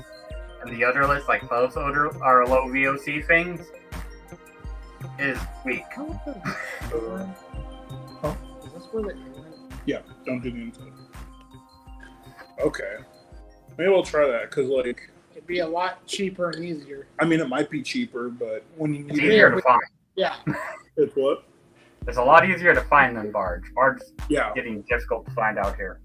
you gotta Yeah. do it just online. That's the same, for the ceiling, we were using Plastidip like everybody else, but then we found Rust-Oleum Leak Seal, and it sprays better, the coverage is better, and they used to have it at Home Depot, and it just started disappearing. Now we have to hope Amazon has a deal on it. So we're switching over to a latex paint that we can just pass through our spray gun. We're gonna see how that works. All the horn pieces I gotta Separate. Dremel a little bit. Oh, okay. I'd still do either the Plasti Dip or the what is it, Mod Podge. Yes, yeah. I haven't used Mod Podge in forever. Yeah, that was a good one. Mod Podge is great for the smaller stuff, Yeah. or things that aren't gonna flex that much. Yeah. Wood glue is good for flex stuff.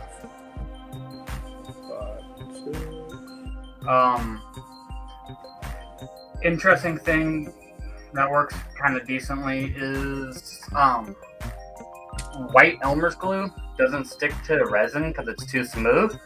As long as it's not like a rough texture on the resin, if it's like clear resin, it doesn't stick to it worth a damn. So you can actually rub a little bit on there and then paint your stuff next to it and then peel the glue off and you'll get a clean edge without leaving glue residue. Oh.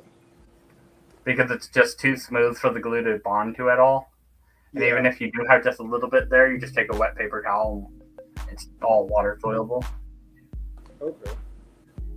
So another one of those nice little weird tricks that I've come across.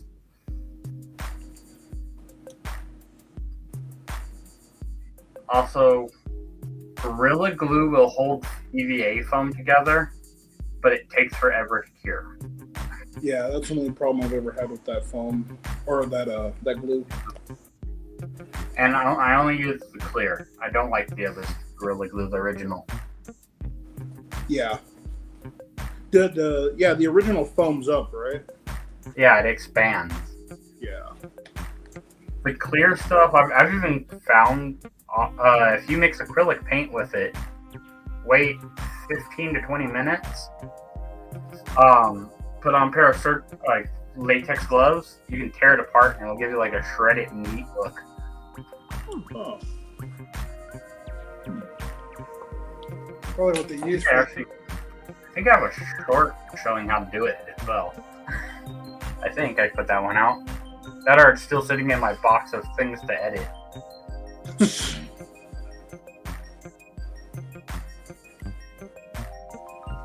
I know I showed it again when I was doing the Eevee build. So if nothing else, it's on the Ash mashup playlist during the Eevee bloodiness.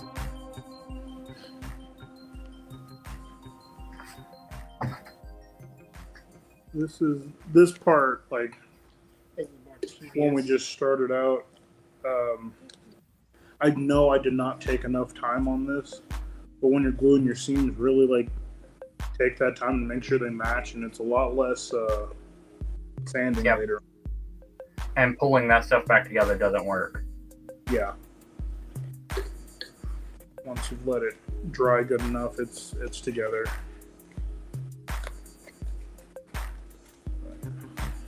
Matching up the lines, nice and smooth.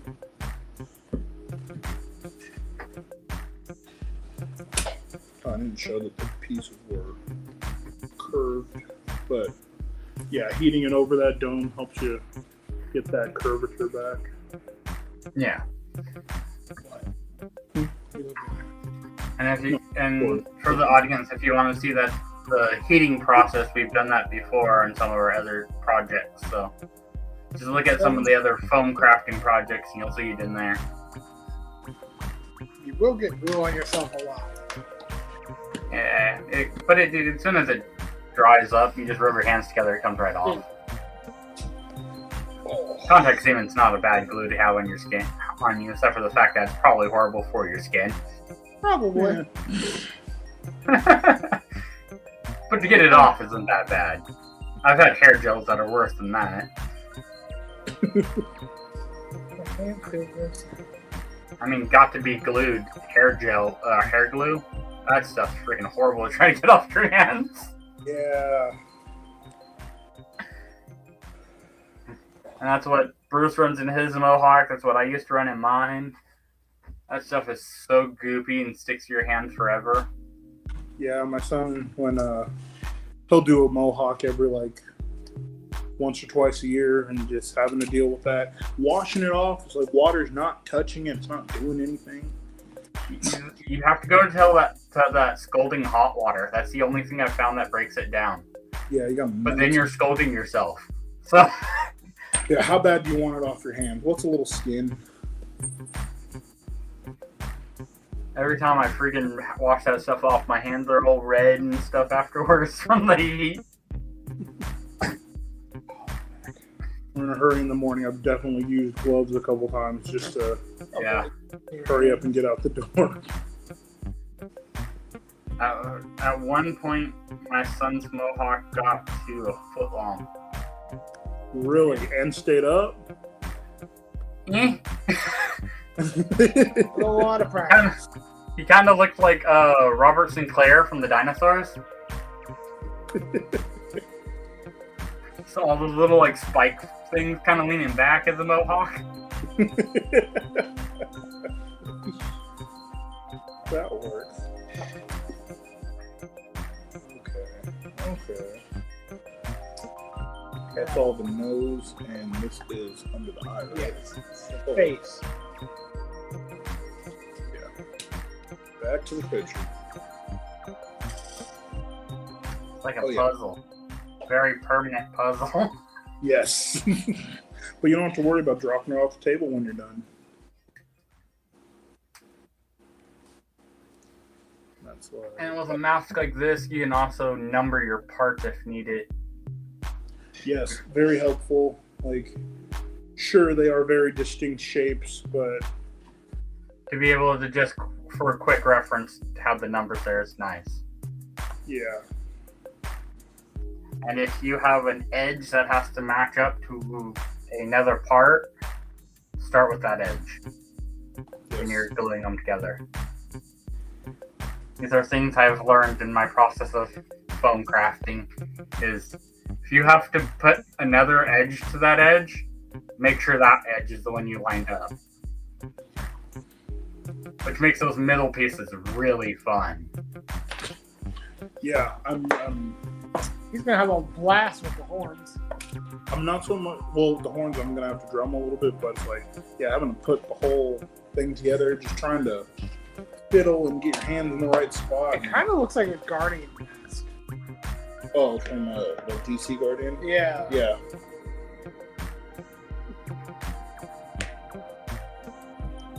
Almost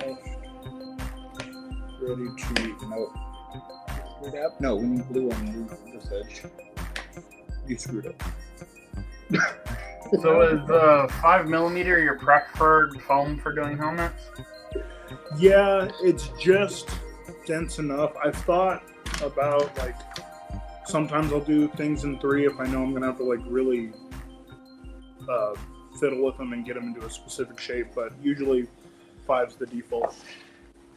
And it's got glue on the fan. Nice. Mando, the Master Chief was this. I think that's normal puzzle man. So yeah, like a bulkier helmet like this. We just went straight like normal floor mat foam, so it's about 8 to 10 millimeters. So I think that's like 8 or 10. Yeah. But the bulk here is good. The rest of your armor and bulky, it's not gonna make your head look too big. Done a couple Mandalorian helmets. Plus, with I that think that one, are on 10. that foam we got for it, a little spongy and a little more flexible than the high dense foam. Yeah. And also the higher quality foam you buy, the more dense it's going to be. Yep. Yes. And there's a trade-off there, because it's less sanding and a better paint job at the end. But you're going to fight it more to get it to the shape. There's still a place out there for the puzzle mats, but it doesn't beat just plain cosplay foam, and everyone has their brands. I Yeah. remember I'd have to like sand off the back using like one of the hand. Like, Oh yeah, saw back in the day before like TNT sanders. cosplays and stuff. Yeah. Yeah, Now we use Hobby Lobby stuff. when you want both sides. Hobby Lobby's for like you need it right now. I like cosplay or Cospros. Cosplay makes good stuff. Some SKS or wait, was that HD? SKS is HD foam. Yeah, but it's a little more soft. It's a little softer. So not time and place. So there's a company called Foam Forge that makes really nice foam. It's like super dense. There's no pores or anything in it really. Are they online or Yeah. I mean, foamforge.com is their website. I have their stylus right here. I ended up getting their foam clay, which is really nice foam clay as well. But and their stylus, I ended up getting a pair of those one of the times I ran into them. They're actually based off of the West Coast too, so okay. yeah, we'll they're try up that. north. I think they're like Oregon somewhere, if I remember right. Did you ever get to try What the Foam? I have not. It was during lockdown. They came out. Oh, that was from Cosplay Apprentice. I think it came out in like 2020, and for a few years. But it was kind of like, I forgot how they marketed it, but like the mix between like almost plastic and foam. It was like more. So somewhere between foam and warbler. Yep. Yeah, it was really dense, super good. I loved it for weapons because you can get like really nice thin things without. Yeah. Foam is hard to get a nice edge on because it starts getting curlies. Yeah, especially the thinner you go.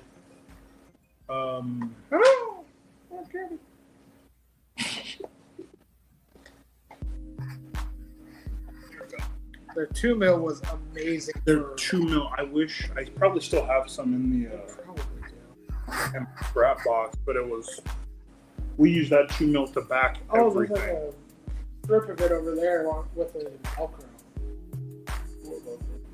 Oh, but I wanted the raw piece. Oh, So yeah, yeah, Um, they just sold out one day and like never restocked. So weren't they having like? they were Issues having with- issues. The factory that they used to make it, Yeah. they went out of business or something. They were trying to figure out another company to be able to make it the same way. But they also stopped posting, and they were silent on their website. So I don't know what happened. So A lot of the makers that I would watch, I feel like they all kind of stopped around the same time. I think 3D printing props kind of like took over for a little while. Like it made it kind of easier for a lot of people.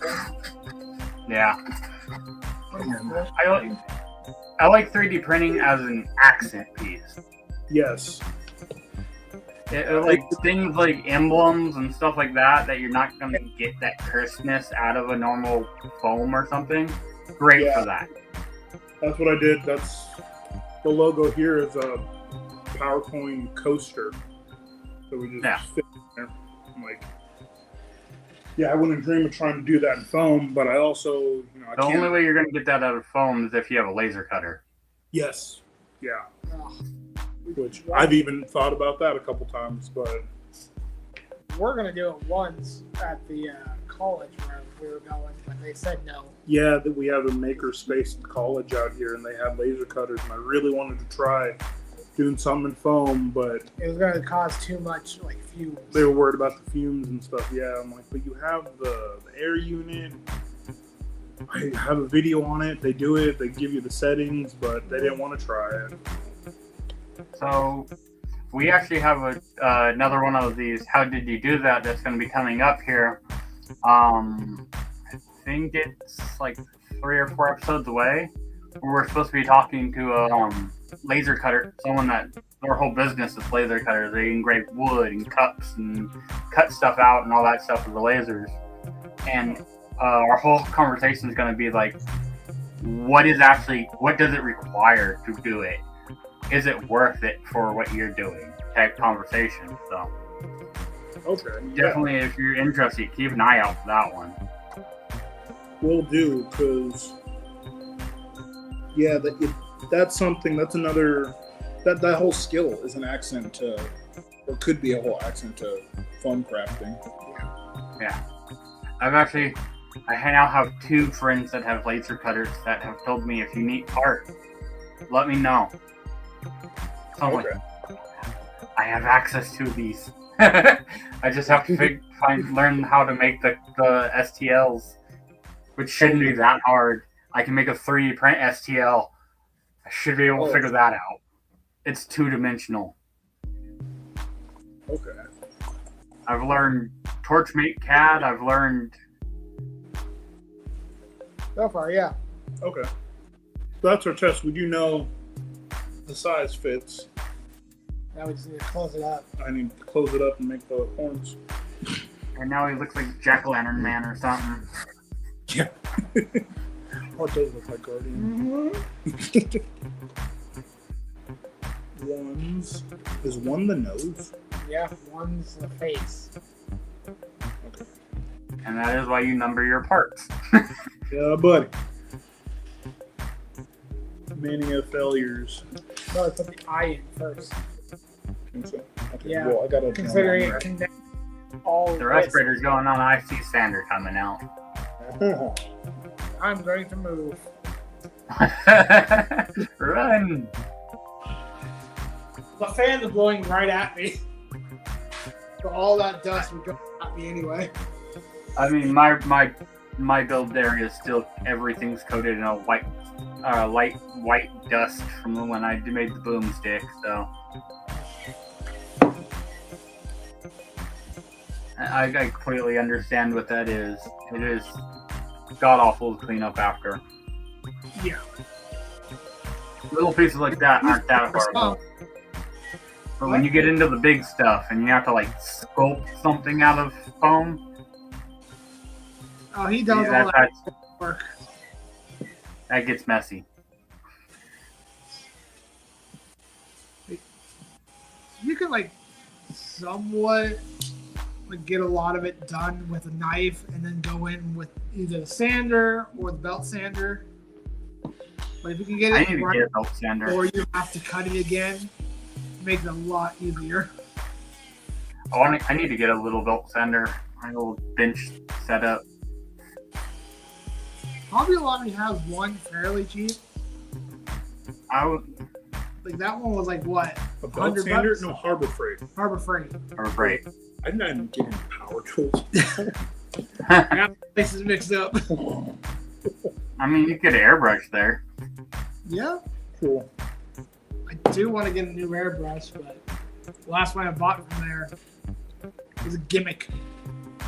I have the Idawata Neon, and that one's pretty good. Cool. Yeah. That's my main gun I use is Idawata. It's a 2-stage, so when you push it, the button down, it's air, and then when you pull it back, it's your paint. Oh, nice. So once you learn how to use it, it's actually a really nice gun. But there's a learning curve to airbrush. Mask. Yeah, this is, I think, the only thing I know off the top of my head that we airbrush. Like, so nice to get that. Oh, you can do it. The dirt effect. Yeah, to do the highlights. Very, very finicky for us. Like, when it works, it is great. Airbrush all day, every day. When it doesn't, I've wasted my money. This thing is garbage. What are we doing? I have to So shoot everything. Clean it. I'm just like, I think of it like Star Wars and like taking apart your lightsaber.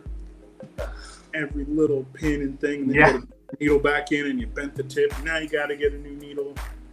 But honestly, the best part, my needle has been bent for like 6 months, and I still run the damn thing. it's still working for you? Yeah, I just straightened it out the best I could and freaking send it. They put Oh, I put 3. Here we go. This is why. Biggest things to learn is you never just let go. You always decelerate back into just pure air before you let go of the button, because that will keep you from getting splatters. Because otherwise you get paint left in the tip, and as soon as you hit the air, it spatters that paint out. Yeah. Oh, Okay. that's And what- if you ever do just let off out of like not paying attention, or you just need it to stop now type thing, spray it on a side piece first. yeah.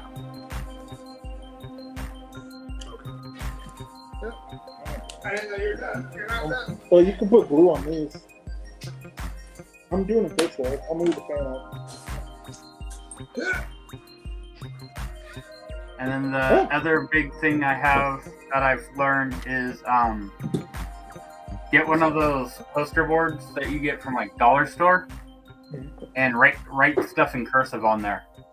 That's the best way to figure out the flow of a airbrush. Oh, Because writing in cursive is a flowing motion, so you can learn all your loops and your swoops and stuff like that. So your name, signing your name is muscle memory for a pen. So if you use that same movement to learn the airbrush, you can learn, when I pushed closer, I got a really dark spot and a lot of paint real quick. The further I pull away, it gets bigger, wider, and thinner. And you can learn your spacings and all that stuff really well. You do cursive and you do loop-de-loops. A bunch of cursive lowercase i's. and they're both really good things. Then you can do things like draw a box and then do a gradient fill across it to learn how to like pull away to get the different darkness to it for your fades and stuff like that. And that the poster board is a thick enough paper, it doesn't just dissolve under the wetness of the airbrush, but it's it's still like 50 cents of paper, so you don't feel horrible about wasting it. Oh, yeah. Not these yet. What? Not these yet. One of the big things we like to preach here is look at other disciplines that use the same tools, and a lot of time you get a lot of good information. I learned a lot of the airbrush stuff I've learned from the guys that paint t-shirts. So, and then like Reptar to learn to do the hidden stitches, I was watching puppet videos, how to make puppets. Because you figure those things are full of foam, you can't get to the backside to sew the last seam. Yeah. And that was the same problem I was having with Reptar. I needed to sew his chest up and not have a big, ugly stitch up his chest. Yeah.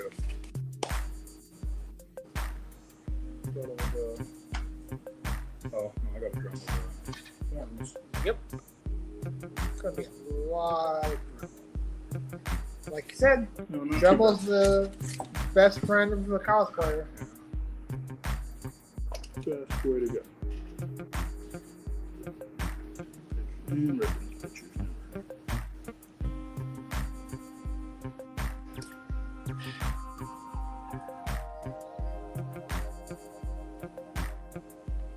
What parts we got there? The eyeball right now you're going up? Yeah. Doing eyes. Oh, you gotta put the nose together. Oh, and the nose. The bridge of the nose. Yeah, eyes, nose, and that will get the face together for the most part. And I think there was like a cheek piece as well, correct? Yeah, the nose goes into this whole piece is the Face. nose and cheeks right here.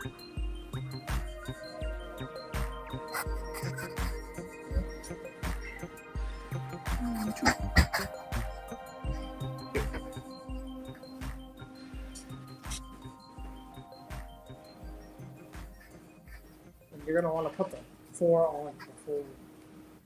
Okay, I've been staring at that pattern behind you guys. What is that like for a chest shield? Right in between you.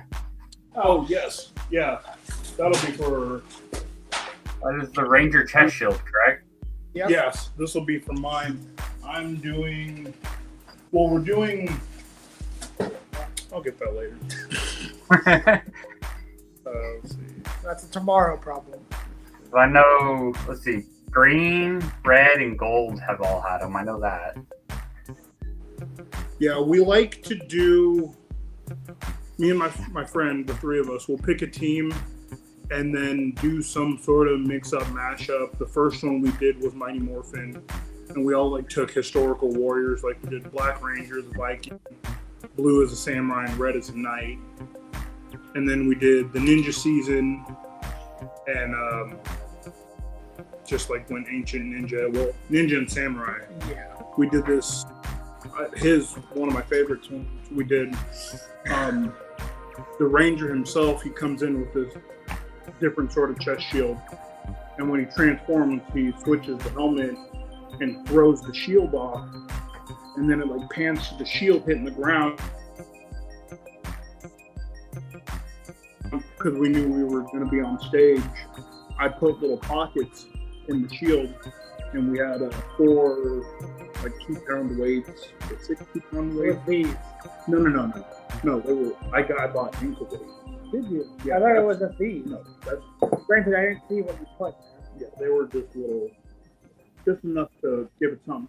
So he was able to do the transformation on stage and throw that off, and just that shield hit in the ground. Everyone loved it. Except judges. The judges were not Ranger fans; they were of the venue, so they didn't quite get it. But everyone, They were volunteers. they knew. So we're doing the Magic season called Mystic Force. So this is what they look like with their special armor. That's a lot of shields there. Yeah, thankfully we're only doing 4. I was gonna say 3. Well, I mean, your son is like a half. Yeah, only doing 4 out of 5 characters, that's all. And then our versions will That last one was just pushed it past. somewhat look like that. Nice. I mean, you have like your old one. Spandex in the summer heat of LA. Nothing I would be looking forward to. So mix it up. It also really always helped us stand out. That was the first time I got a really big reaction from my work. The first Morphicon we went to, I was so nervous because I thought like everyone just wears like show accurate costumes they bought. Like I'm not gonna do that, so I hope I don't get like laughed out of here. Yeah. But Put the eye in first. And put that around it. I'm putting the eye in the helmet. Yes. But no, we got great reaction. We won the cosplay contest that year. That kind of like really started Blacksmith cosplay. Like I was just doing it for fun, but I'm like, okay, people like my weird customizing views, so give it a try. Wait, isn't there a bridge? Yes, you have it backwards. This goes over here. Oh, peel it off. This is why you have a second person. Wait, you're supposed to have a second person? No, para. You. Okay, fine. You helped me this time. Do it right. I tend not to have a second person. I do a lot of my stuff at like 2 a.m. That's a good time. That's for me. I wait when the for ADD hits, you know? 2 a.m. when the ADD hits and you can't sleep anymore. Yeah. That's when the focus really kicks in. You've got like the most random music or anime or something playing in the background. You're going. We can't have anime Oh, we because we've tried. distracted ourselves. I need a real like. Can't be Naruto. too actiony. So my big one I use is the One Piece stuff because if I miss something, don't worry, they'll recap it. Ooh, that's a good one. That's a good idea. That's how Naruto Shippuden is right now. I've been trying to finish it for years, and it's in a war arc. And then we have to All the learn about flashbacks. Obito. Yeah. Oh, can you get that little bit? And I'm up to like episode 500 and something of One Piece. And I started it a while ago because I started it when I was building Reptar. I want to jump into it. I started One Piece like when it came out, back when like they had the rap theme song, which kids hate it. You had to be there. You had to be there. Well, I mean, when it came out, it was about the same time Pokemon and all that was big. just a little bit. Right when the anime craze was really starting to settle in, it was a little more than just Pokemon. And then you had like the Poke Rap. That's when people realized, oh, anime is for nerds. I'm like, yeah. Mhm. A lot of American anime back in the day loved a good rap. A lot of good. Yeah, you have to put It it era around. songs. worked. It worked. It's American anime theme songs. I mean, you have to have something to go with your jelly I donuts. started doing it. So, yeah. Should have brought Costco and hand out jelly donuts. So I was Yeah. rewatch. I've been slowly rewatching the first season of Pokemon, and Brock, like 10 episodes later, after the jelly donut thing, is making the same exact food and talks about everything. You're fine as long as you got rice to make rice cakes, and he's making the exact same food. I'm like, it wasn't a problem here, but it was a problem back there. Like, what? What is going on? Some It's consistency. not even a different season. Some higher up saw it and was like, what? What are you talking about? Jelly donut. Like, why No. did the animators not just make a jelly donut? Kids will understand a ball of rice. So, what I think it was the first one. They did jelly donut because they figured you can kind of get away with it. It kind of looks like it could be. The second one, he's actually making it. How? They didn't have a way to out. They didn't have an out, so they just kind of had to eat it. But it makes the first one even more ridiculous. Anime dubs, man. Good time. Sometimes they're good, sometimes they're not. I went. Now my big thing while building is audiobooks. I really like the Avatar universe or Avatar: The Last Airbender universe audiobooks. Those have been fun. The other big one I'll put on a lot of the time when I'm building is YouTube videos that are like 108 facts about. Oh, that's a good one. Nice long one. You don't got to worry about it. Yeah, but then it's like, oh, I'm bored of this now. No, then it's like, oh, crud. Now I know 108 facts about deep Gumball. sea tuna fishing or something. Yeah. Well, you just gotta pick something like freaking Star Wars or something, where there are some billion freaking facts about Star Wars out there. Yeah. You can probably make like 108 episodes of that. All like 3 hours. Or the that was the long. complete history of and pick a freaking character. Yes. Knight of Ren, number 4. Insert. Yeah. I mean, I watched one of the ones I watched a while back was the complete history of Dark Tranus. Wait, what Which, was unless it? you read the books, you really don't know that much about. Who was it? Knight of Ren. Oh, Darth yeah. Tranus. Oh yeah. They don't dig too deep on them. So yeah, unless you read the books, you might not even know who the hell he is. Yeah. That's why you gotta listen to the Chancellor's story. No, Tyrannus is a Dooku. Yeah. But they don't go too deep. I mean, they get a little bit. I am at this point. I'm saying Star Wars is best in animation, and they did Tales of the Jedi and Tales of the Empire Underground. They went a little bit into Dooku's history, and that was fun. I also did an audiobook last year. It was about young Obi-Wan, but it did talk about like, oh, Count Dooku left, and he's doing this and this, and Master Qui-Gon might go with him. And, yeah, I mean, every character, random scene, point at a character, you could find their history somewhere. Somebody knows it. If I remember right, Tranus trained Plagueis, Plagueis trained Palpatine. Wait, was it? I do believe it was Tranus, Plagueis, then Palpatine. Then Palpatine's had like 4 freaking Padawans. Yeah. Because he had Dooku, and then he had Maul, and then he had freaking Anakin. And was there another that I missed? Snape. Snape? Not Snape. Harry Potter. He was evil. Exactly. Dark side wizard. Snoke was like I'm sorry, I got the name mixed up, but it's so that's close. embarrassing. Team Blacksmith is now solo. Out of here. Wait, no, finish the doing first. I'm not getting paid for this though. No, Snoke was a clone or something.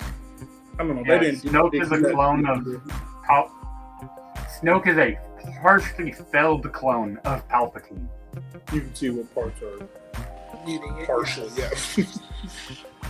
Oh, I thought you were talking about this. Oh no, Snoke. Oh, Well, it yeah. also came out freaking giant, so Yeah. They were like, "Here you go, Palpatine." Like, What the hell is that? he's not done and overdone at the same time. What are you talking about? How'd you undercook and burn him? He melted. and apparently what I've been hearing is the DNA they stole from the child Grogu is the other part of the DNA they used for making the Palpatine clones. Wait, what? Oh. They try to like beef up the metachlorian counts and stuff, the DNA they stole from Grogu in the first season is some of the DNA they use. That's for making the Palpatine clones. Okay. That can make. I mean, everything could. Which also explains why stuff looks weird. Yeah. Because you mixed it with half freaking another race. Like a whole another species. It'll even out. Yeah, because that worked wonderful in Jurassic Park. Yeah. I'm excited for that like other dinosaur movie that is in Jurassic Park. Oh, that like. Yeah. Like, It has Obi-Wan in it. Yeah. It's Obi-Wan Speaking of Obi, and Catwoman. Yeah. I forgot the name of it. Okay. Is it on all the way? We got air I have like fluff hair. So. Oh, you with you? Oh, the eyes. The eyes. Nice. That's what I was going for. Yeah. Ears. Well, you take your hand off. Ears are a little bit high. I would like to. Yeah. Probably feel better. Probably, but yeah, it's on. Those are very aggressive eyebrows. Yes. Nose is a little tight though. Is it Granted, tight? it's for me. It's tight on me. It could be perfect on him. Yeah, that's what I'm hoping. If it runs just a little bit small on you, if it fit me, we screwed up. But, I'm good. now you just gotta make the horns. Suction cup to my face if I tried to do that.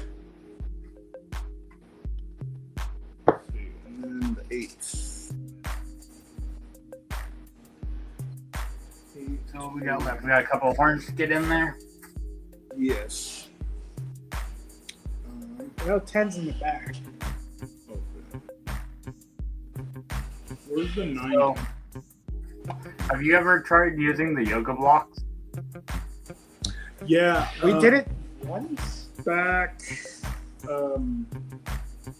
around 2018 and 19. I actually did 2 Mighty Thors, or Jane Foster Thor. So I did 2 Mjolnirs with the yoga blocks as the base for the hammer. Okay, I mean, I did it Oh. twice. That's the only way I knew how to do it. how do we make swords? What? How do we make like swords actually? Stormbreaker? That would have been like 3. We only did 2. We made so many 4. Like Jane Foster Thor. No, Oh, no, Yeah. no. I did do another Thor, but he used the Marvel Legend. oh, okay. I wasn't sure about that. Sorry, that was No, you didn't. messing some up. No. You just not remembering right. I forgot we did. Well, because I didn't do a hammer there. This last. Okay, so it's that angle. Okay, here we go. That's why I send multiple angles. And I'm looking at the angle.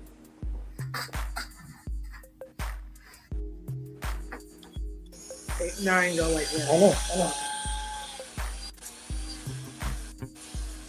Always a nerve-wracking moment when you're like a centimeter from your finger at the freaking sanding wheel. Yeah.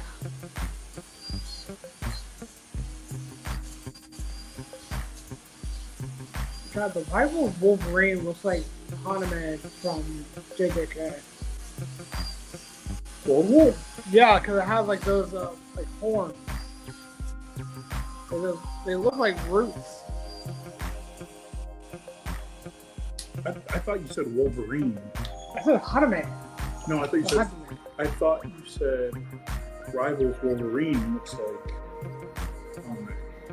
Daredevil. No. Are you sure? 'Cause I'll watch the video later. You can't record it. It's live. It's not gonna save. It's live on YouTube. I hope someone's watching. Tell me in the chat, did you say Daredevil or Wolverine? We'll squash this debate right now. Run it back.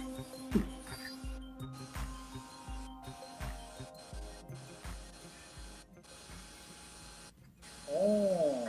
You screwed up. I did. Can you make me one more 8? Do you know like second time?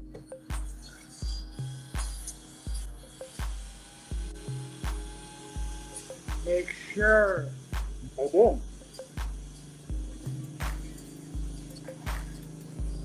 And you're just putting like about a 30-degree angle in there, I'm guessing, roughly. We don't know what angle. We just know a bevel.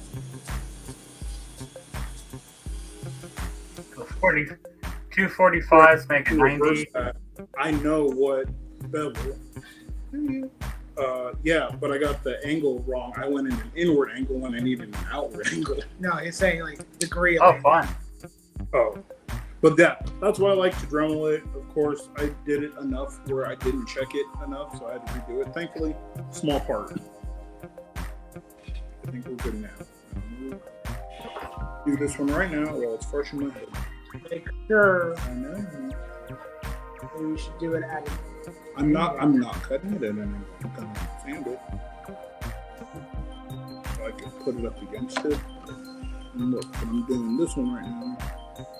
I just screwed it up. Got an edge.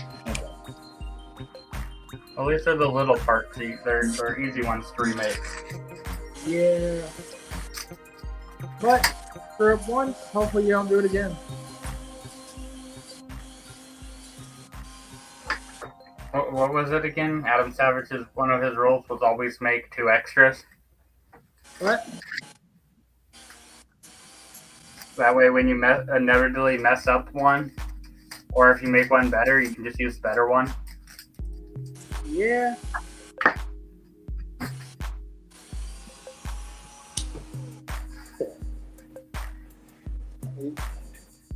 At the correct angle. Nines are the top. Look. No, they don't. 8s are down here. Thank you.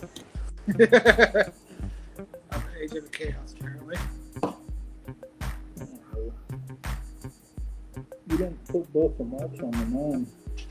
What?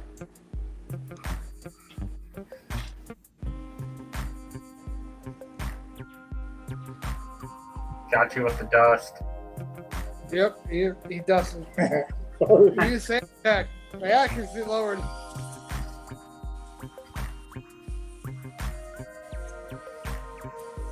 And this is why we say safety glasses. Even if we don't do it, we still say it. I just use physics.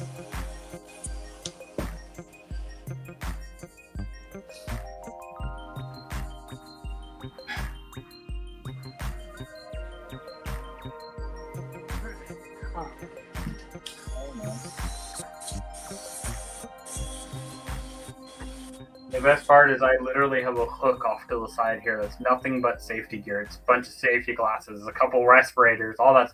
I rarely pull stuff down from that. Yeah, I got a respirator right here.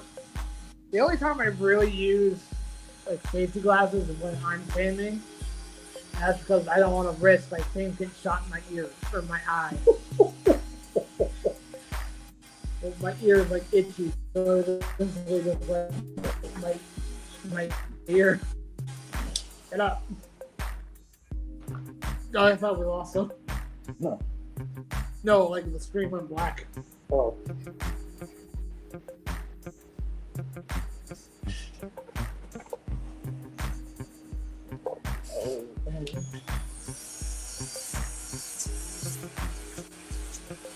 That's the importance of test fitting. What? Test fit your parts before you add glue. So far, so good. He's gonna screw up one more time. I can tell you that. Especially if you're freehanding it. Yes. Always test your parts.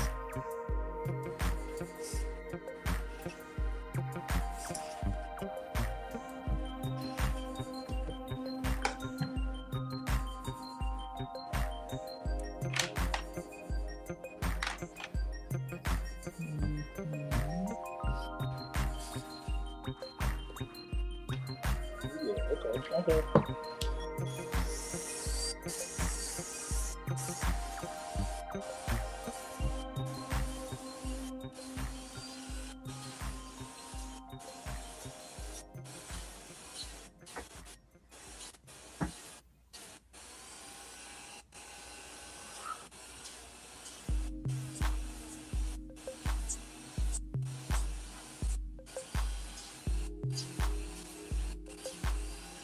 So, do you guys have any shows that you're planning to get to anytime soon?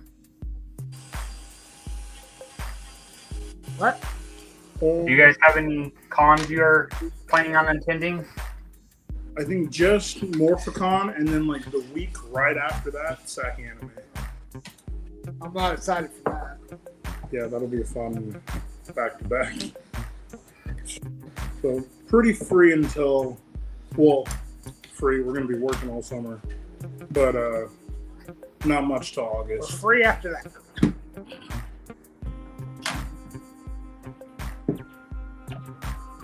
Seems weird. I feel like there's usually more during the summer, but It's also like, you know, everything's expensive.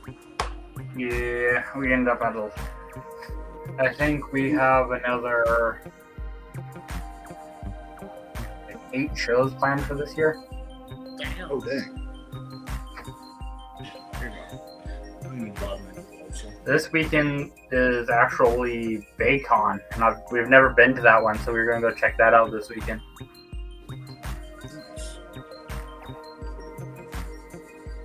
That's just like anime based or comic. It's just a comic convention. It's a 3-day con.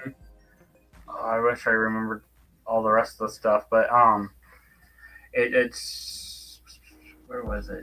I can't remember where it is. But yeah, it's a 3-day con down in the Bay Area. That's this Friday, Saturday, Sunday, and we're planning on showing up Saturday because I like to meet different makers, and the Sacramento market tends to be a lot of the same people. Yeah. I mean, I like all of them, and I'm friends with a lot of them, but Yeah. Hey, like people to watch be circles, talent pools. people to learn from. And More just- people to bring on here to share more skills. Yes. Yeah. That's fun. The one I'm upset I can't make it to this year is Maker's Fair. Wait, is this the wrong one? Where's where's that at? Maker's Fair is, I do believe it's Frisco this year, but it's in the Bay Area and it's in September. Okay. I would love to go out to that one. That's one that Adam Savage, for a lot of years, I don't know if he's still doing it, tend to show up on Sunday and do his Sunday speech. So he'd be like up on top of a platform giving the speech to a bunch about whatever his topic of the year was. Which that is one of the ones I would nerd out on if I got to meet is Savage. Yeah. I miss me some Mythbusters. The last one that I just met that I kind of had like mini nerd out on was I just met Doug Jones. Oh, nice. Where'd you meet him? Sinister Creature Con. They just had him at Sinister 2 weeks ago here and over at Scotch Rite Center, and I got to meet him, say hi to him, tell him that I respect what he does, and I know that it's a skill to sit there and take all those layers of torture that is prosthetics and makeup. Yeah. That's cool. I'd like to meet him too. He's a sweetheart of a man. He's one of the nicest people I've ever met. Plus, he gives everyone hugs. So. No. God, your wife would hate that. Oh, She's not a hugger. we don't enjoy random hugs from strangers. Some of his merch is actually, he has t-shirts that say, Doug's Hugs. Oh, the teacher's what? They say Doug's Hugs on the shirts. Like that.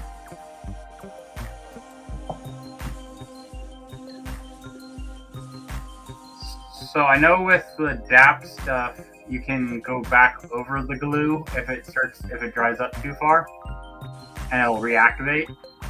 Yeah. I'm guessing the barge does about the same. Yeah. I just haven't gone over this yet. We weren't there yet. It has a little bit of a longer lasting band before it dries. Like completely. Mhm. But we do like to do 2 layers of glue just in case. So with the bar, I know with the DAP stuff, I'll put it on there, and you let it sit until it's not sticky to the touch, and that's when you stick it together and it bonds. Stuck. Yeah. The barge stuff, I've only used it like once a long time ago. Is it essentially the same thing, correct? Pretty much. Pretty much, yeah. Yeah. So you wait until it's not sticking to your freaking finger when you touch it. You're not getting strings. You're at the right point, and you're ready to bond. Yeah. Like this. Yeah.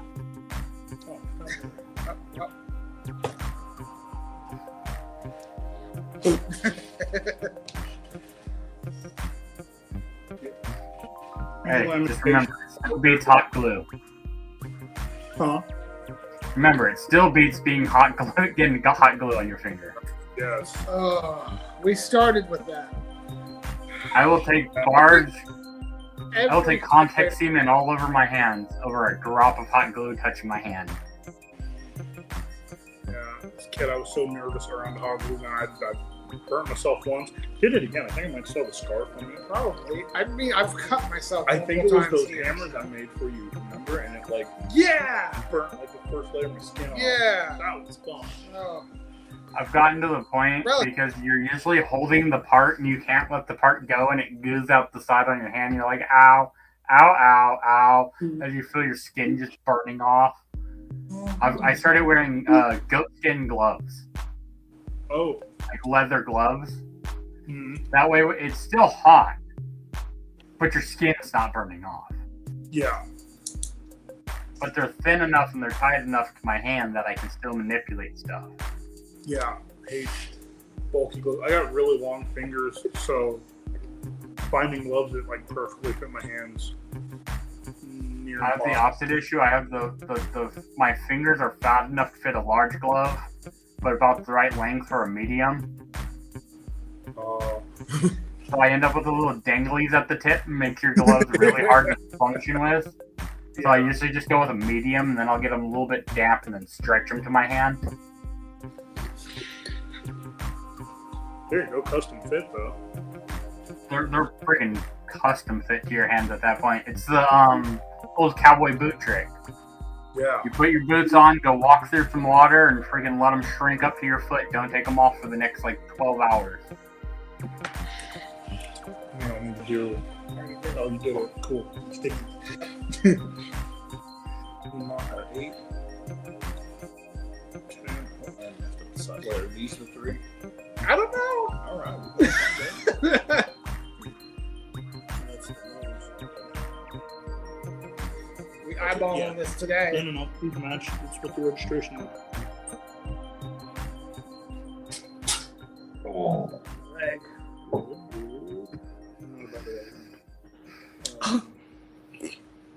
I think this is the wrong 10 though.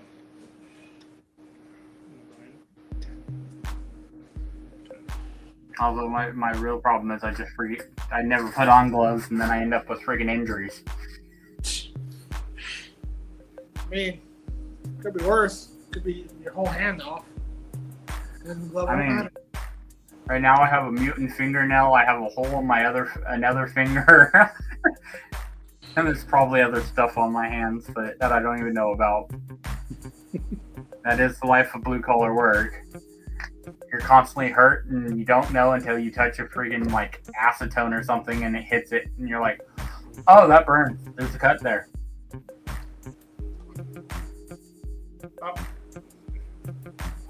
Back. It like went back again. Or block again.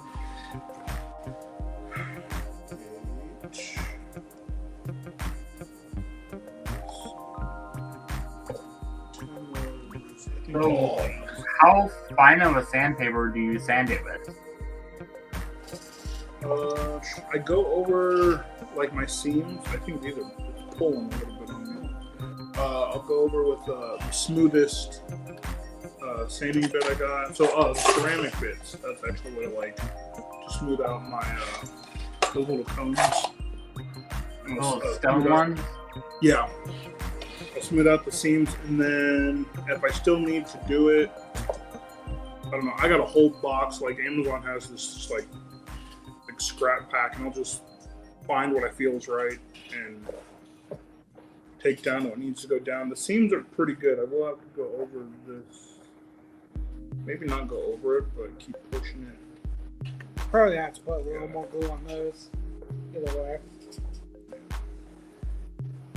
But yeah, that's all just feeling it out. Pins and inner top. That's this side. Because I know if you go with a coarse sandpaper on foam, it tends to get fuzzy. Yeah, and then you got to go over it with your heat gun real quick and try to melt it all back down. I mean, if you're going for like a post-apocalyptic, it could work for it. Yeah, depending on something a little more organic. Yeah.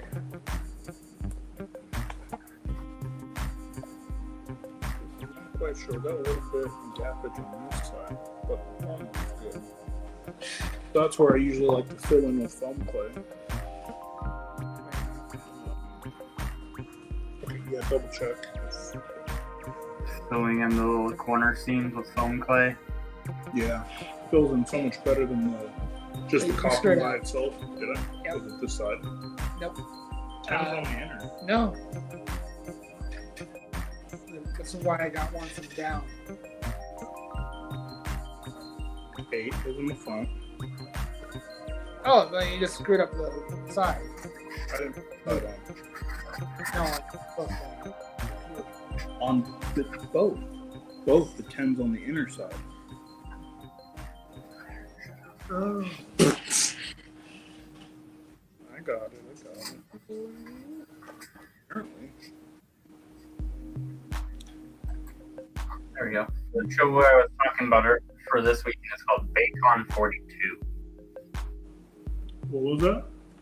The convention that's this weekend Oh, called Bacon 42. oh, okay. This weekend, yeah, we just did. You ever go to any of those Ohana cons? Yeah, I used to go to the Ohanas all the time. That's about like the only one we get in the town next to us. Actually, we'll do the town next to us. Both towns. One town this way and one town this way. Chico and Yuba City.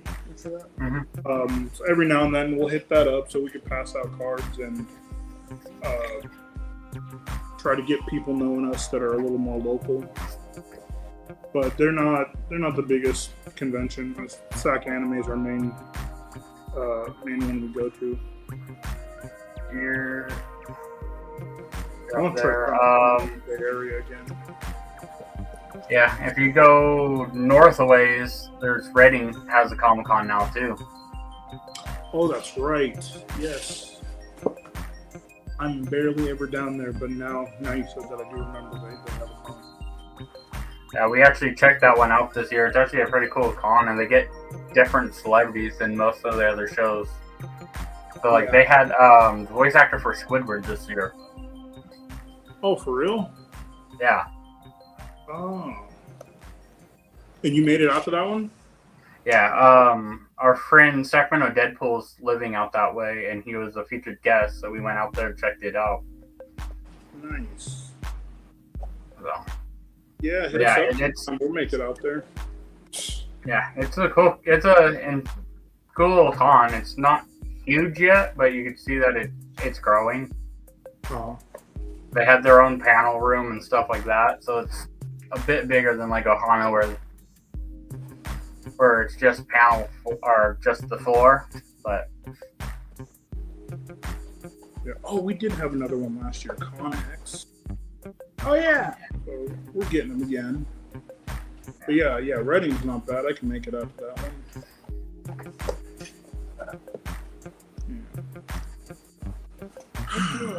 I'm not quite sure what happened with the gapping on the horn, so either I'll make another set of horns or I'll just fill them in with foam clay. But they're there. there we go. You can just heat shape it because not perfectly smooth, but like after it's really dried and settled, then you can hit it with the heat gun again, and I'll probably take the clay off the head and form it on there then. But I mean, is it wearable for you?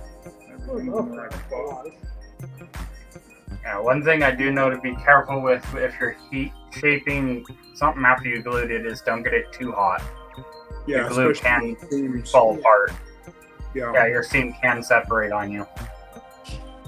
Because I have floofy hair, so it's not wanting to It's not stay. completely pressed down. Well, it can, but yeah, it's a little. It's not wanting to stay where like I'm able to see. It's like I'm like- puckered on my eyes. Well, yeah, we got to shape it to him, but that's. I shape him before I do anything, but like ears are a little high, so I do want to start putting ears on the head molds again. But close enough.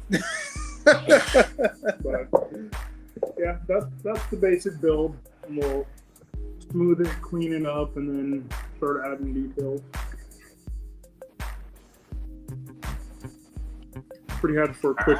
I say quick build, and it was It's about been an hour, like 3 hours. 2 hours. It's been a while.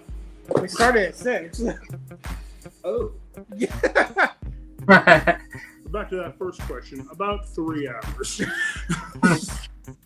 For base construction, no detail bits. But we went in kind of blind. I didn't do any prep work. Just like I know I'm going to make it on That's true.